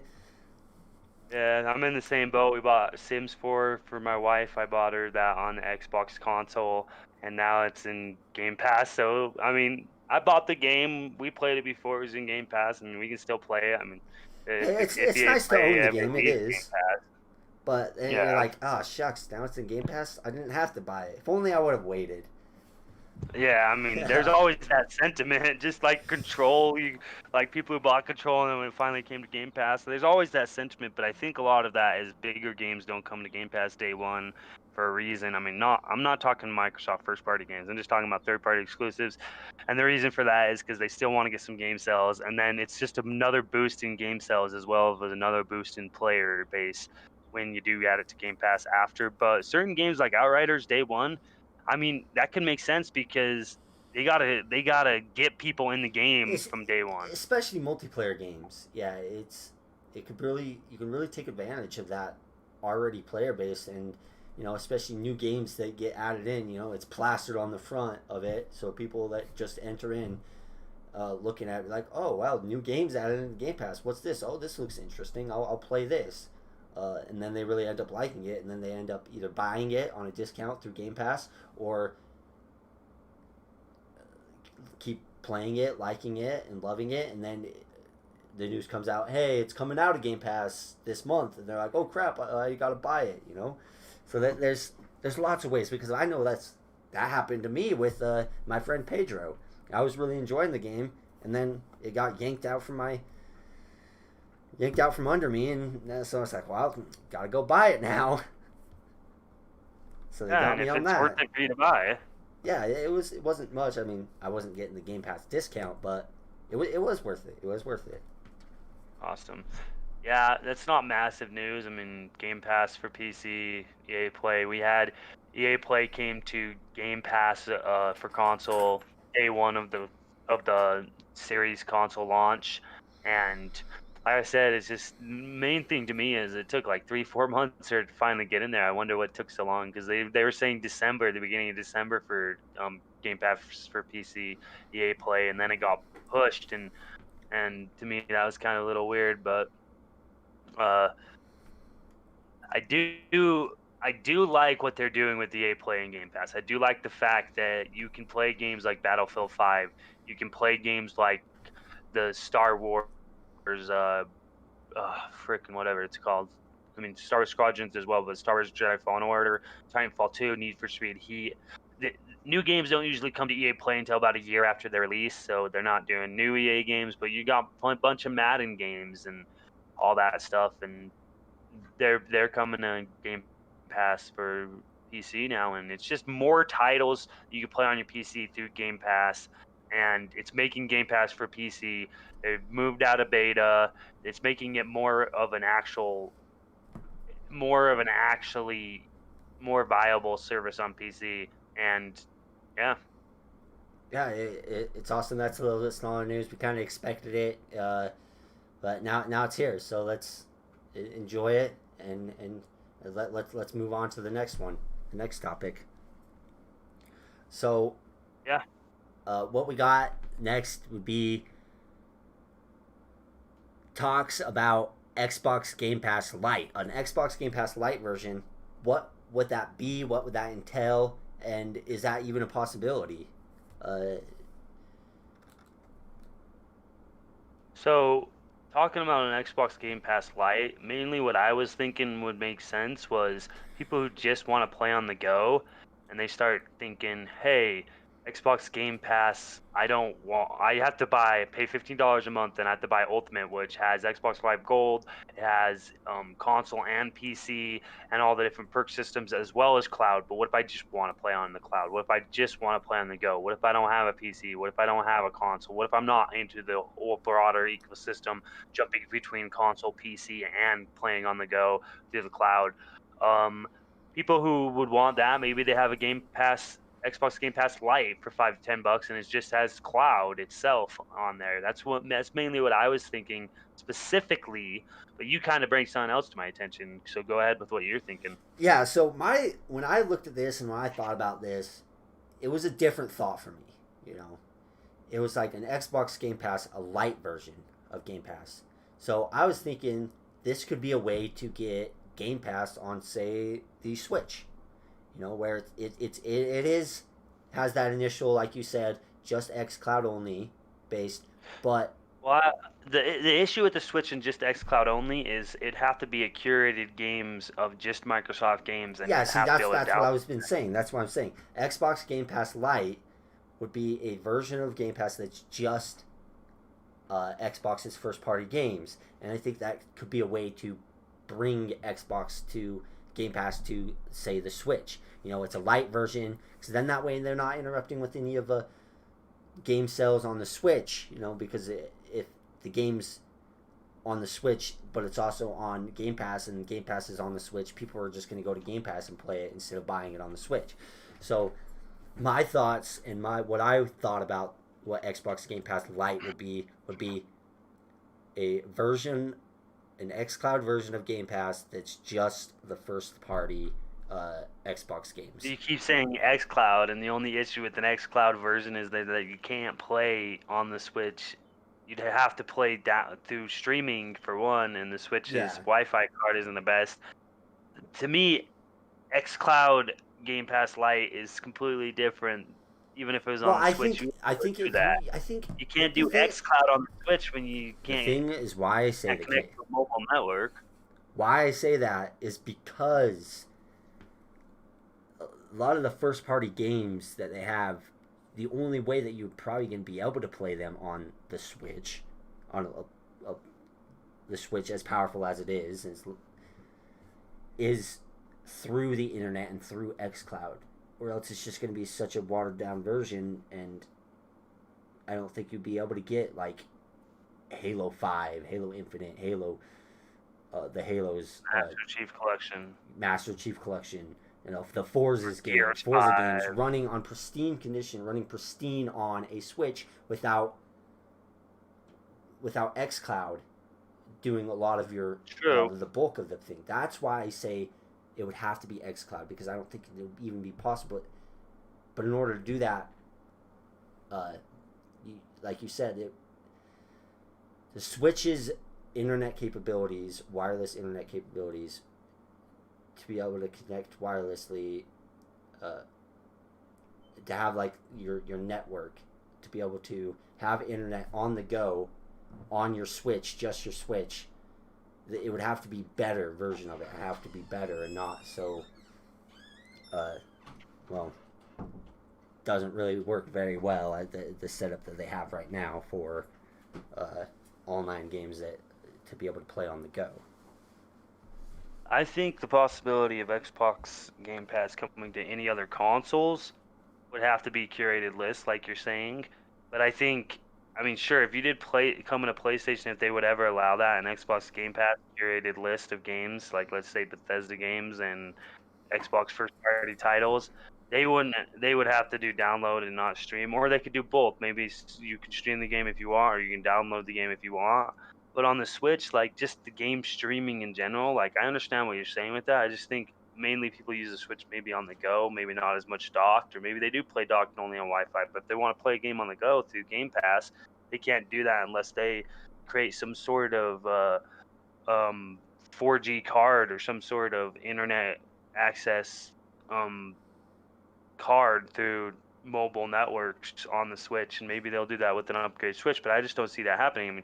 I mean, maybe they could figure out a way to curate the list for the Switch of Xbox Game Pass games that are first party only with downgraded graphics. Maybe that would be, to me, would be a lot of work, and maybe it wouldn't be worth it for Xbox. But you see a lot of games downgrading their graphics to get onto the Switch, and I think the only way Xbox is ever going to be on a different provider with their first party games, whether it's Nintendo or PlayStation, is, and PC doesn't count with Steam because that's Windows, but is if they had a curated Xbox Game Pass or just Xbox Game Pass, whichever way it works. Just it's going to be through Game Pass no matter what. But personally, I was thinking more along the lines of maybe them having an xCloud only version, just to kind of make it easier access point for people who only want to play on the go and don't want to play on Xbox or PC. I mean, it's all just that's very logical and very reasonable. And who knows what it might be? You might be right on that instance. It might just be a xCloud version, to cheaper version where you just get xCloud and you could just stream the games and you don't you can't download them, and it's just for, say, something on your TV. It's just a little less money. I don't know, but I'll have to wait and see what they do, and if Xbox Game Pass Lite even comes, or some type of thing similar to what Xbox Game Pass Lite would be, that we think it would be. But I think it's very, very right. possible for. I mean, it could happen. That's this is rumors and speculation. Like I said, we can move on from Xbox Game Pass Lite. We'll see if anything ever happens with that. We'll see if more tiers are added to Xbox Game Pass. Windows Central Matt Brown thinks it's a good idea to add an Xbox Game Pass Lite, and he even brought up some ideas about the possibility of having curated games for different consoles that could be on an Xbox Game Pass, and in the future possibly either through PlayStation or Nintendo, and just to get Xbox Game Pass out there farther and wider. That maybe that's a thing. I don't know. Something that I'm excited to see happening in the gaming industry. And I mean, it's all new pretty much still with Xbox Game Pass and game streaming. We just got to kind of see where this takes the industry in the next couple of years. Yeah, definitely. It's definitely intriguing and interesting to see what these different companies do, and to see how far they're gonna push the industry and to better it for everybody. True. I mean, we got our last Xbox topic right now. We're gonna jump onto our last Xbox topic. This is a little bit smaller one. It's an older game, and it's Sea of Thieves has hit 20 million players. So, like, Sea of Thieves, we remember when it originally came out and originally started out. It has come a long way since that. There wasn't very much content at all in it. There wasn't very much to do, and it was really fun when you initially started playing it. But then for those that kept wanting to play it, and there's like, okay, it's very simple, watered down. There's not very much to do. But over the years, they've taken it and they've just ran with it, and now it's a lot bigger. It's huge, and now there's 20 million players playing Sea of Thieves. Yeah, I think that's awesome. I mean, a game that people didn't think was going to do so hot, and a type of game where people are like, oh, it's the game that actually started out the first-party narrative for games coming to Xbox Game Pass day one. That's the game that started out. That was Sea of Thieves. And that's right, yeah, I remember that. Now it's the game to start that out with. I'd say it's been a success to have that first-party game to come to Game Pass. I think Game Pass actually really did help bolster that. I think it was important for that game to come to Game Pass day one, as well as other titles like State of Decay 2. I just think or even Forza Horizon 4, which could have sold a good amount either way, I think it was important for that game day one to come to Game Pass for PC. I mean, for console and PC or whatever, right? And it's obviously been a success if you're hitting 20 million players, and you're just 3 years. It's been 3 years since it's been out. So I mean, we don't really have much Yeah, to say about. it's just we're basically give a round of applause our hand to the team at Rare, and it's awesome to see a game from what it was at the beginning to what it is now. It's like just like a No Man's Sky scenario, you know. For it was abysmal at the beginning. It was such a catastrophe, and then they keep working on it, keep progress, and it's nice to see developers not give up on something that just doesn't hit running out straight out the gate. Right. It is nice to see that, and we'll keep you updated on Sea of Thieves. I mean, I did play a little bit of Sea of Thieves. I never really got massively into it, but I think it's because I just didn't allow myself to because I had so many other games that I was playing. But I might jump on and try it. I mean, it's on PC, it's on Xbox consoles, it's on cloud. Just jump on, try it out if you're interested in Sea of Thieves, and it's got an amazing community. It's got a massive community and a lot to do in the game, and they're constantly updating the game too. They're going to be releasing an update in March at the end of this month. They're going to be releasing another update, so that's awesome to see, like new content and new things and adding different things that players have been asking for. It's very player driven and community driven game. Yeah, yeah, it's great to see. But that's all we have about Xbox. So we'll be moving on. Uh, Keeping the show rolling. We'll be talking about PlayStation. What's going on with PlayStation? You know, some things have been, some news has been popping up about PlayStation. So let's and some great news. You know, You want to start with well, the Play at Home initiative or what? no. We'll start with the you as we all know, PlayStation's does really well when it comes to third party exclusivities, and they're continue to show that, and they continue to show that this is part of their business path and their uh, business strategy is to get a lot of third party uh, exclusives to keep people coming to the platform. And the next one that's been announced by Square Enix uh, was originally known as Project Atha, is they've Athea. Athea. Project Athea or whatever. Now is coming out that it has a name, and it's called Forspoken, and they have an announcement trailer, and it shows a little bit more about the game, and that it's going to be a PlayStation 5 exclusive, PlayStation 5 and PC. And I believe it is a 2-year timed exclusive. Yeah, so it's just showing that Sony's continuing, and they're they're really pushing hard, and they really want to continue to get these third party exclusives onto their platform. And of course, you know, they have a great relationship with Square Enix, so that their new project Forspoken, and it looks really good. Uh, you know, it's kind of keeping along with their mantra of what they have on their platform. These third person over the shoulder action adventure, and it's they really love that type of games, and it really brings in a lot of people, and people really love them. Uh, but what are your thoughts on Forspoken and the exclusivity to PlayStation 5? So this game, I watched the trailer. It looks really good. It's an action adventure game. It almost reminds me of a Tomb Raider slash maybe Horizon Zero Dawn type of game with less RPG elements. But it's made by Luminous Productions, the team behind Final Fantasy 15.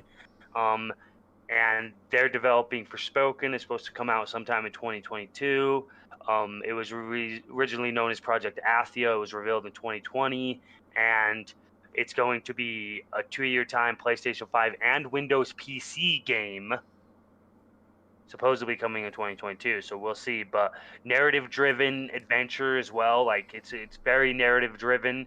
The world looks beautiful. It looks stunning, but it also looks cruel and deadly.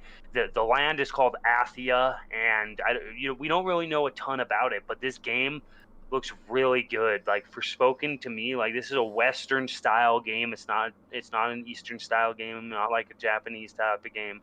Um, I don't know. It just looks really interesting to me, and it's Square Enix will take the money from PlayStation and Sony. That if Sony says, "Hey, we like this game and we want it to be an exclusive," whether that's 1, 2, 3, 4, or lifetime exclusivity, I think Square Enix will do it a lot of times, and I do like the fact that Xbox is getting more Square Enix games into Game Pass, but we've kind of moved past the Xbox topic. We're now talking about mainly what we're talking about is PlayStation and their third-party exclusivity. They're really good at it, but we wanted to start this topic off talking about Forspoken, PS5 exclusive. When it comes to console exclusivity, it is coming to PC. So if you own a PC and you want to play it and you don't have PlayStation 5, you can play it. But I'm excited to learn more about the game. There was a trailer. There were some screenshots. The name, the name has been announced as Forspoken when it was previously just known as Project Athia, which is the name of the world that they're living on. And I don't know, it's a female-driven lead. There's that too. It looks really good. Yeah. Yeah, it does. From the trailer and the interview that I watched, it looks very interesting, and I definitely want to learn more about it. That's for sure. It's something that who knows, I may actually find it very interesting and buy it on my PlayStation. Well, on PC, most likely when it comes to PC, because I don't have a PlayStation 5, and sadly, I don't plan on getting one anytime soon. So yeah. Mainly that's just Forspoken. I do have some other topics on just the more broad third-party PlayStation exclusives. We have Returnal, Demon Souls was a third-party exclusive, Destruction All-Stars, Sackboy.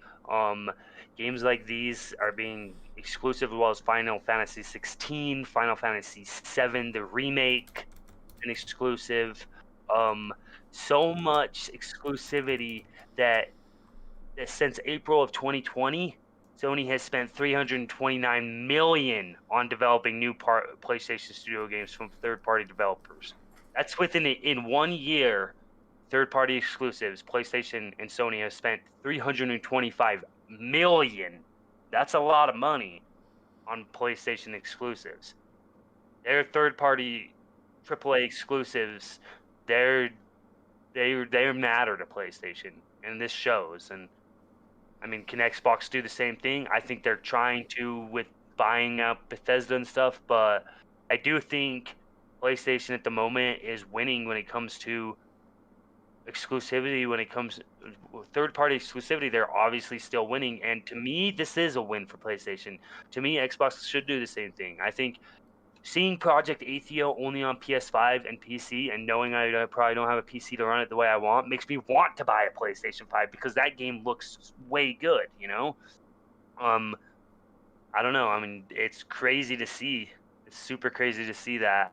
And what are your thoughts on just in general PlayStation exclusivity, and do you think they're winning, and the amount of money they spent in just a year on exclusivity? What do you think? Well, I think they, especially right now, I think the most viable thing they have would be the third party exclusivities, because until they can kind of beef up their first party to the point where they can keep kicking out more and more games, that third party exclusivity is a lot more important, because for PlayStation, their console is still viable. That's the only way, pretty much the only way to play their games, and especially their newer games. It's the only barrier to entry. It's the only way to play their games, and so any way to get people to come to the box and to buy your hardware and buy your software, they need to keep doing that, and we can see that they're keep on doing that, and that's, they don't have the money to go out and buy a Bethesda, a massive publisher, a massive well, I don't know, they might, but it's going to be a lot, and it might not be worth it for them to spend that much money, but slowly building up your first party studios, and we can already see that they're starting to do that. They've created a new first party studio with with the woman who was working over Haven, with what? Jade, Raymond, and Yes, with Jade Haven. Raven, and and they. So in the meantime, they gotta have a way to entice people to their box, and a way be like basically like they've always said, hey, if you want to play this game, you have to get a PlayStation 5. If you want to play, if you're a console player, well, is it coming on to? Do you know if it's coming to PC the first time it's coming to PlayStation Yeah, day and day date? one, same day. Yeah, day and day. It's coming to PC through probably Yeah, just but a lot Steam. of people don't want. There's a lot of console players that just like, oh, I don't want a PC. I'll just get a console, and then they'll got to get a console in order to play that game. And it's still a viable thing for them. And I think, especially right now, we're going to continue to see a lot more of that while they're boosting up their first party studios. And that's my opinion of what their strategy is and what they need to do and what they're going to do. Yeah, I mean, I agree with the exclusivity sentiment. I mean, we see different strategies with Xbox and PlayStation. We see Xbox doing Game Pass and hoping for third-party day one exclusivity. In that sense, it's not exactly exclusive, but it's game streaming exclusivity. And then we see the console exclusivity that PlayStation is doing, as well as PlayStation loves their timed exclusivity and even exclusive content like in Call of Duty.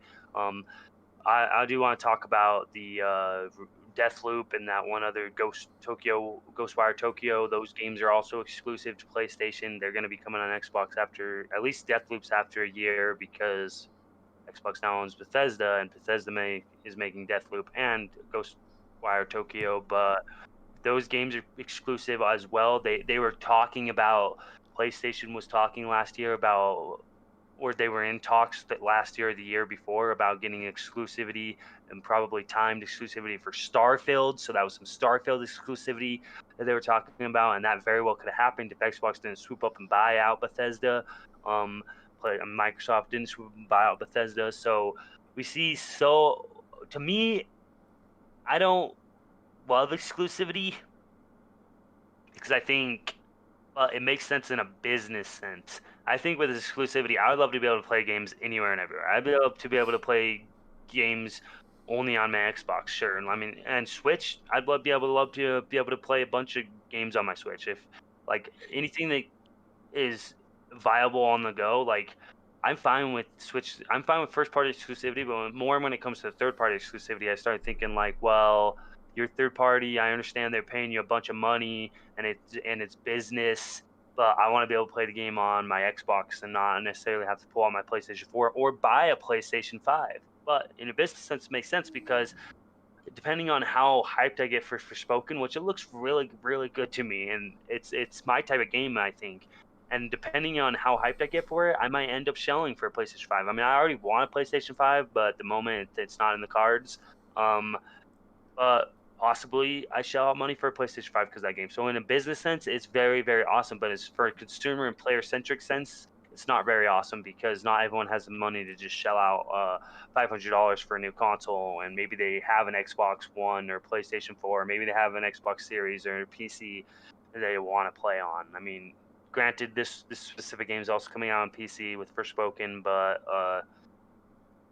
yeah, that's my sentiment on the whole exclusivity thing. I mean, we got that other PlayStation topic that we can kind of jump into and merge off of this topic if you want to, or do you Yeah, want to yeah. talk So exclusivity?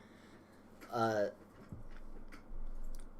there's something that PlayStation is doing. It's called the Play at Home initiative, where they're saying, and this actually on the 20, it started on the 25th. They're putting there's a small selection of games of indie games and VR games that you can play for free through the uh, Play at Home initiative, the hashtag Play at Home, and uh, download free indie games and PSVR games starting on March 25th, uh, and then later on April 19th there's actually Horizon Zero Dawn that will be free for a limited time starting on April 19th.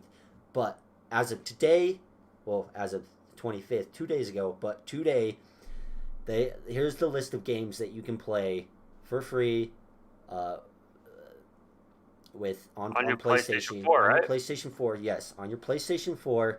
Uh, that Sony's doing with the Play at Home #Play at Home initiative, and it's uh, the first one is Abzu. Uh, it says it's from the artistic mind I've played behind it too. Azu, yeah, from the just I've artistic played it. mind behind Journey, Flower, and The Pathless. Abzu is a beautiful underwater adventure that evokes the dream of diving. Immerse yourself in a vibrant ocean world full of mystery and bursting with color and life. It looks pretty nice, pretty cool, you know. Then the next one is Enter the Gungan. Enter the Gungan, if I'm even saying that right, is a gunfight dungeon crawler following a band of misfits seeking to shoot, loot, dodge, roll, and table flip their way to personal absolution by reaching the legendary Gungan's ultimate treasure, the gun that can kill the past. Interesting. Yeah, and then Hmm. it's a little bit older graphics, uh, uh, but hey, it could be fun.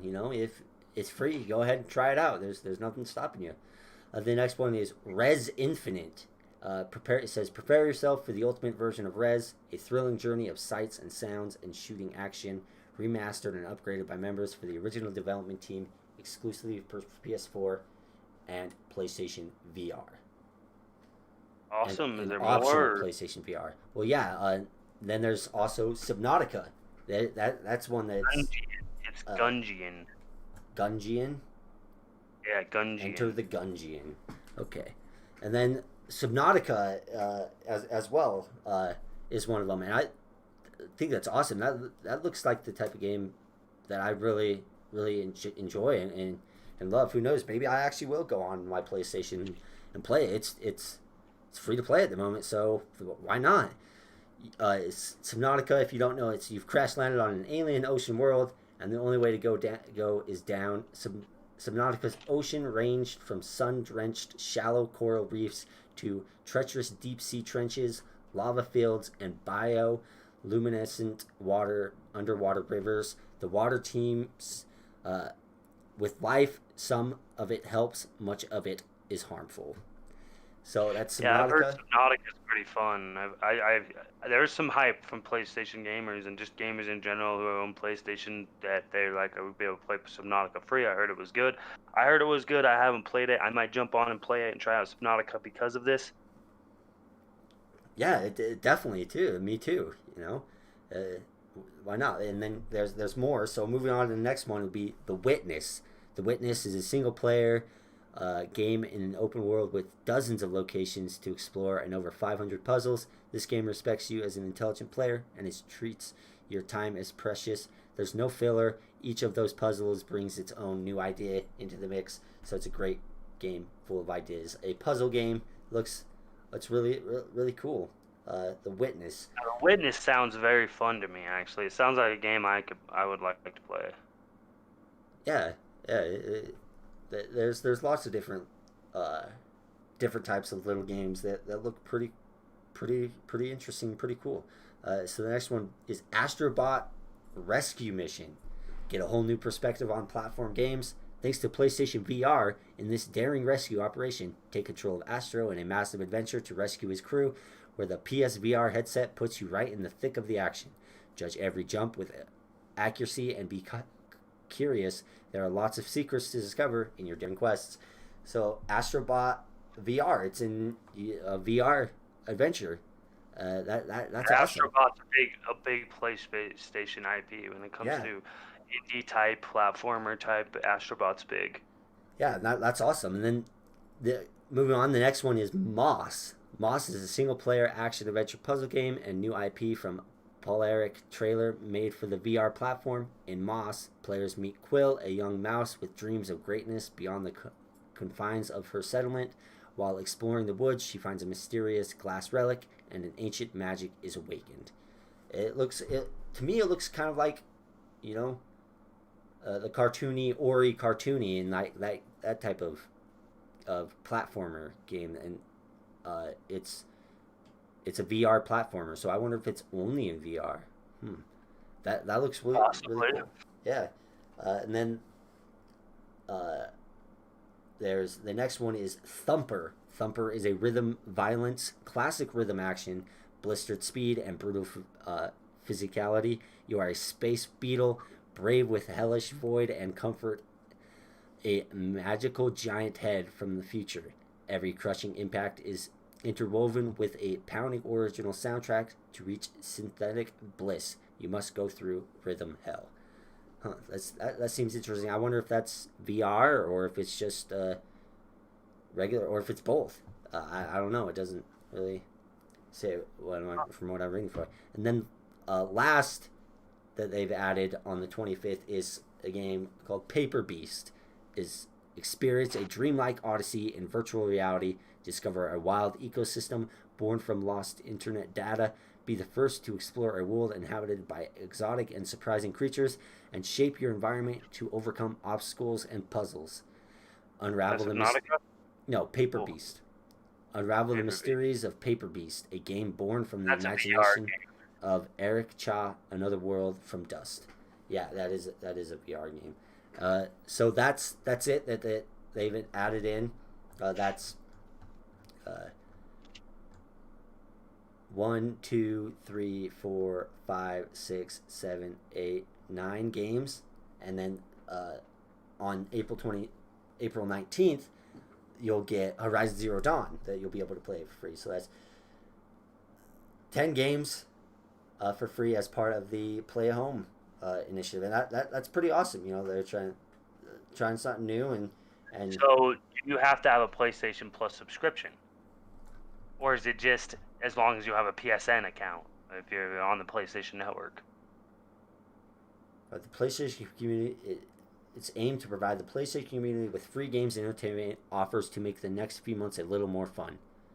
The PlayStation. It Yeah, just says the to me, PlayStation community. That's all it says. I to don't. me I it don't know. sounds like it's not through PlayStation Plus. To me, it sounds specifically anyone with a PSN account can download these games for free. So you just have to have a PSN account.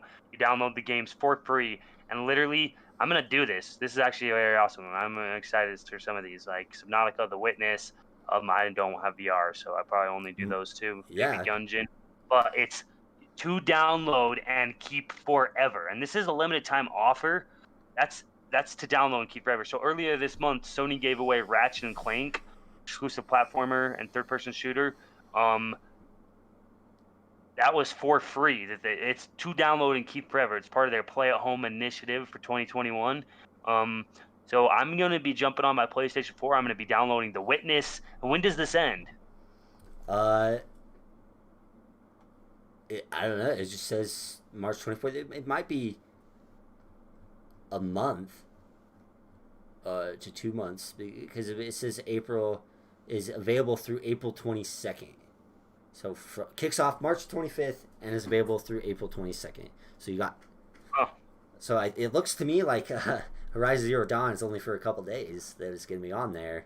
So it's you only better. gonna be on there for a couple days, but once you do download it, you get to keep it forever for Yeah, free. yeah, that's freaking legit. That's awesome. It's not even through PlayStation Plus. You don't even have to keep a subscription going. You just have to have a PSN account, and it'll be locked to your PSN account. So I would implore anyone who has a PS5 or PS4, or I don't think this is through PS3 since they don't support PS3 anymore, but there's some good-looking games in here. I mean, Enter the Gungeon looks kind of good. I think The Witness and Subnautica are the ones I'm going to be going after because the VR ones are Moss, Thumper, Paper Beast, and Astrobot rescue missions. So that's to me, that's super awesome. I like this initiative that they're doing, and I like the fact that you're getting some free games, even if it's only for a limited time that you can snag them, but you get to have them for free forever. Like you're going to own this game forever as long as you snag them within the window of the time that they're doing the promotion. So yeah, I think that's awesome. Yeah, it definitely is. There's some doing some nice, great things. You know, help people just get through get through just staying at home and not having to go out. You know, cooped up, and they're giving you some free games to play. So yeah, that's freaking it's legit. It's awesome. So after that, another place in another PlayStation news, there's So this is not PlayStation Plus or PlayStation Now. Uh, No, it is this is PlayStation now. no yeah, the Play at Home edition was PlayStation, so you can get that for free. But they're also doing where you have PlayStation Now for 1 month, you can get it for $1. So just for a month, and it's this month. Do you know when it ends? It started on March 26, 2021, so that was yesterday. It started at 10 a.m. Pacific time yesterday, and it ends March 29th, 2021 at 10 a.m. Pacific time. So in 2 days, Monday, it ends on Monday. You'll be able to snag a $1 subscription for the 1 month, and then it will charge you. I think it's 10. Yeah, it will charge you $10 per month after that. So to me, this is cool, but if I was gonna buy a PlayStation Now, depending, I probably would jump on the $60 for a year, because then you're technically only paying $5 a month instead of $10 a month. But to do the $1 per month of PlayStation Now, and this is only a promotional period, but maybe they're getting their feet wet and putting their toes in the water and seeing how it pans out. So what are your thoughts on this? I think it's pretty cool. I mean, it makes me kind of It's want to now again. yeah, I might pay that dollar myself for 1 month, but it's not for very long. It's just 1 month for $1, and I think they're trying to just get a little more people, into it, and because sometimes you're like, oh, I'll have a free trial, and then you forget about it, and then they'll charge you a couple months until you finally realize, or a couple charges where like, okay, yeah, I don't use this anymore, I don't want this, but they still got a little bit more money out of you. So I think True. this can kind of help people that haven't tried the service kind of get in and dabble in it, and who knows, they might want to stay, or they may just forget that they're even signed up, and they'll get charged anyways, and they might not realize it. So there, Right. there's that. It's a cool thing. They're nice. It's nice. They're trying to get more people into their service, and that's all I see it as. They're just lowering the price for 1 month to get more people in their service, and it's good for us because we get a month for $1 pretty cheap. So yeah, So it's nice. do you think they'll do this again in the future? Do you think I, that I this think is they they might might? like who knows, maybe around E3 when they announce some pretty awesome games, and announce new games coming into it. I think they might do this again. A month for $1, especially with when they've got PlayStation in the news, and you know they're really pushing out great news and great games that just to add on top of the hype and add on top of to what's going on, they might reintroduce this 1 month subscription for $1. So I don't think this is the last time, personally, that that's going to happen. But we'll just wait and see what they do, what their plan is. Yeah. It's kind of think it's a little bit funny when you get some people on Twitter. They're like, "Oh, how can Xbox Game Pass be sustainable for a month for $1?" I mean, for $1, they think it means that it is $1. It's $1 for the first month, and then you have to pay the subscription price after that. And in this case, with PlayStation Now, you pay $1 for the first month in this promotional time period, and then after that, you have to pay $10 per month or cancel. Same thing with Xbox Game Pass. They have had better promotional deals where they say, hey, it's pretty much all the time it's $1 for a month, right? At pretty much every time it's $1 per month. But For your as first just month, right? for Yeah. your first month, and that they've just had this promotion going for a long time with Xbox, and then they've done $1 for the first 3 months in the past too with the Xbox promotion, but that's just because it's shown to work for them. They're able to get a bunch of Xbox Game Pass subscribers through this $1 for the first month initiative.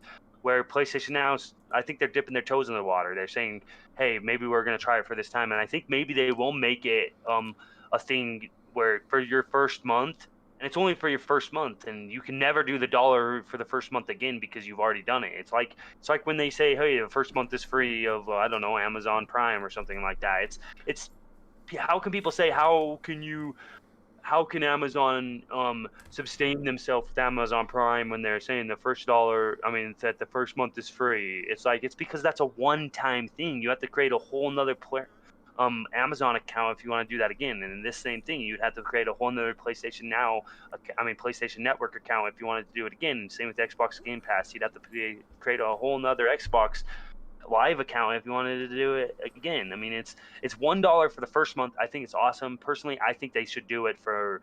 I don't think it should be this short promotional period of time. I think they should just keep doing it.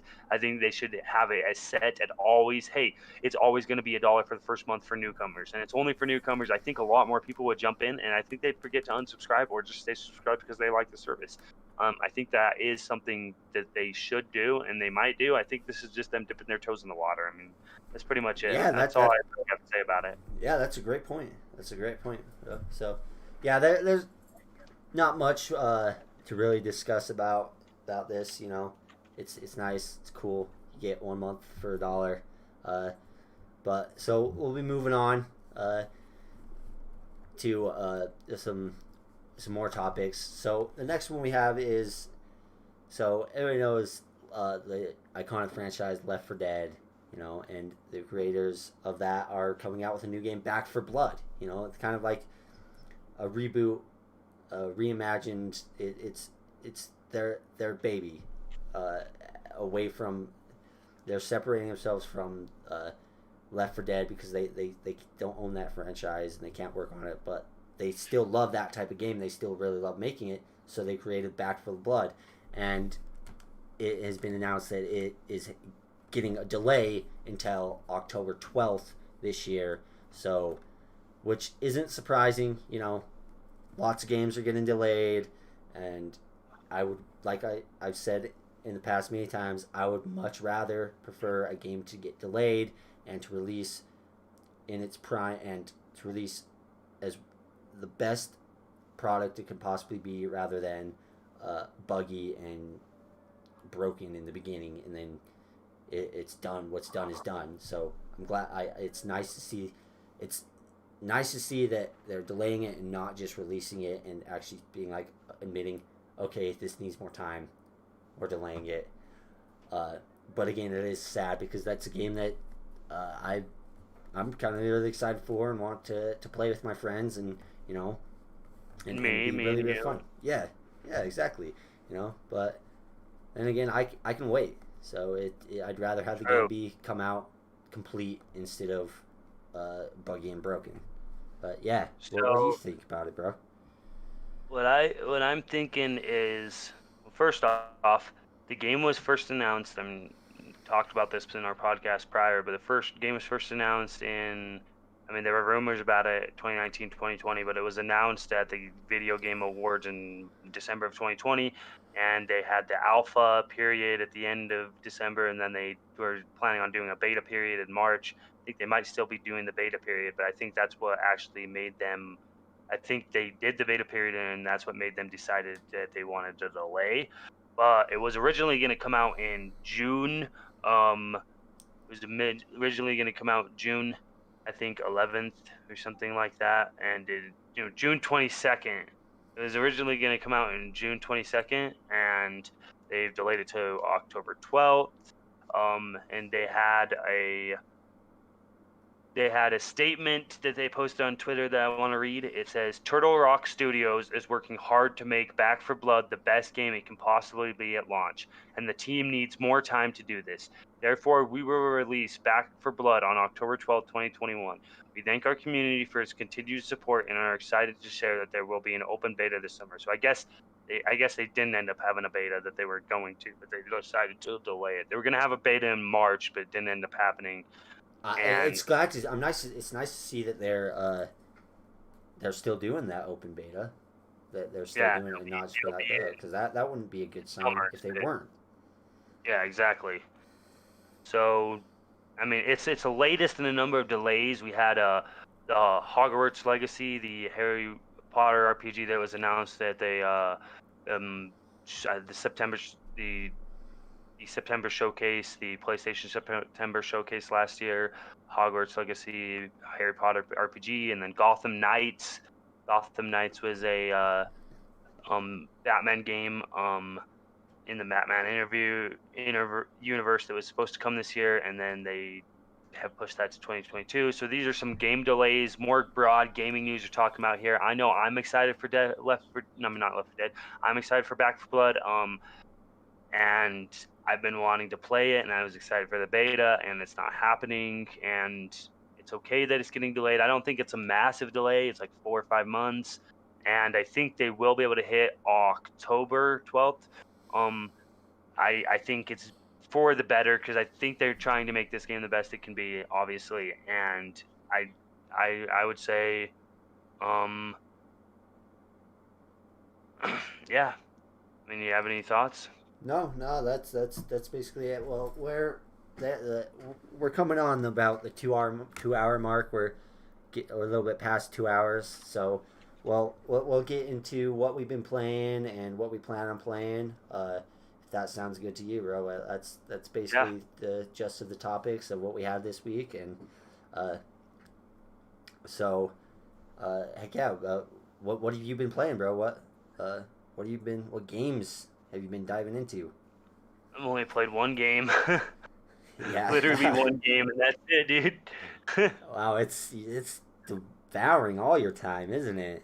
It's a Yeah, beast, that's for sure. I've been playing Zelda: The Breath of the Wild. I love that game. I'm over 100 hours in the game. I have 3 divine beasts. I have like 75 shrines. I have the Master Sword. Um, yeah, it's been going great. I am full up on stamina. I got half the amount of full start. I have 15 hearts instead of 30 hearts, but I have 15 hearts now. Um, I've done a lot of exploring. I own my own home. It's pretty great. I've been loving the game. It's been very fun, and I really don't have much more to say about it. If anyone's a Zelda fan that hasn't played Breath of the Wild yet, check it out for sure. It's definitely worth your time, and it is a time sink. It is the GOAT, like CMBR said. It is a great game. I do not. I'm so happy I decided to play. I do not regret jumping in and playing. I do not regret the time I've spent in it because it's so immersive, and it's just so enjoyable. Yeah, heck yeah, it's worth it. It's a great game. And that's one of the ones I've been playing a little bit. Not as much as you, of course, because I drive and then you'll play on the car ride to work or something like that, and but it hasn't been as much time for me. But I've been playing the games I've been playing is I've been really getting back into 7 Days to Die, which I've been having a lot of fun with.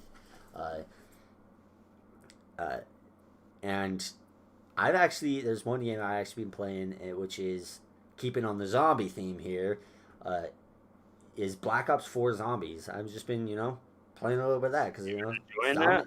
What? You've been enjoying that? Yeah, heck yeah, I've been enjoying it. Just going through the maps, trying by myself, seeing what I can figure out with the Easter eggs, not doing any tutorials. But it's been fun, and I've been enjoying what I've been the time I've been playing with that, and so and of course, uh, another one that I always seem to play and can't seem to stop is Civilization 6, and they just released a new update with a new civ, and it's a really great update, really great civilization to play, and it's been a lot of fun. So those are the 3 main games that I've been playing, and Oh, I having gotta a shameless blast with. plug before we end. Yeah, of course, of course. Um, so me and Crazy Mate, Infinite Double A, me and Crazy Mate, we will be on Double Barrel Gaming next Friday morning. We will be Brec- guests on Breakfast with Boom. We will be Boom. having breakfast with Boom next week on Friday, 8 o'clock. So, 10 p.m. Eastern Time, 8 o'clock Mountain Time. Yes, we're very excited that he has allowed us on his show, us, his brothers, anyone who is interested in hearing us talk. And check out Double Barrel Gaming. He's awesome. Mr. Boomstick, or Boom, we call him. He creates lots of live shows each week and talks about yeah, a bunch of he's a great content. staple of the community. He has great content, and he's got a lot of great guests that he brings on. Uh, and it's gonna be really great. We're really excited and hope you guys come and tune in next Friday. That's a 7 o'clock Pacific time, Chris. Yeah. That's 7 a.m. Pacific time. Next Friday, which is the April 2nd. So 7 o'clock Pacific time, April 2nd. The show starts. It's a live show. One of the great podcasters in the community. It's called Breakfast Boom. His name's Mr. Boomstick, and he has his channel's Double Barrel Gaming. Go check it out. But if you guys wouldn't mind, just hit like on our show and subscribe. And if you follow me on Twitter, I'm going to be announcing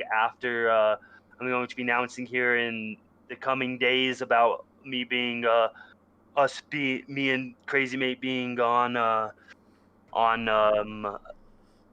that show, the Double Barrel Gaming Show. We're going to be announcing that when we get the go ahead to start promoting us on this show. But I thought, since this is our show and he said we're locked in, that and yes, we will still be doing our Friday evening show as well. So yeah, two shows in one day. Heck yeah. We will be on 2 shows in one day. We'll still be doing Friday evening show as well as being on Breakfast with Boom and Friday morning. So it's going to be a jam-packed day for us when it comes to gaming, and it's going to be awesome.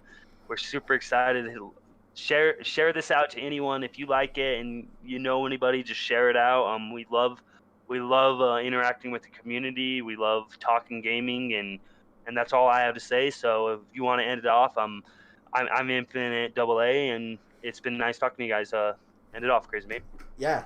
Thank you so much, everybody, who joined in the live chat and chatting with us. We really enjoy talking with you guys and talking with the community, and we enjoy talking games, and that's what this is for. To talk about games and the gaming news, and I'm here to talk with my brother and to the gaming community, to you guys. And if you're watching this on the playback, be sure to leave a like, leave a comment, chat with us, join our Discord server. We've got a Discord Discord server. It's Brothers in Arms Gaming, so make sure to join that and chat with us.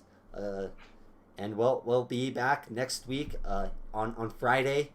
And so Fridays are initial shows. So this was just, we were having difficulties and troubles yesterday. And we wanted to do this show. We wanted to talk about the news that was going on this week. So next week on Friday, we will be guesting on Boom Show, but we will still be having our 5 o'clock live show, 5 o'clock Mountain Time.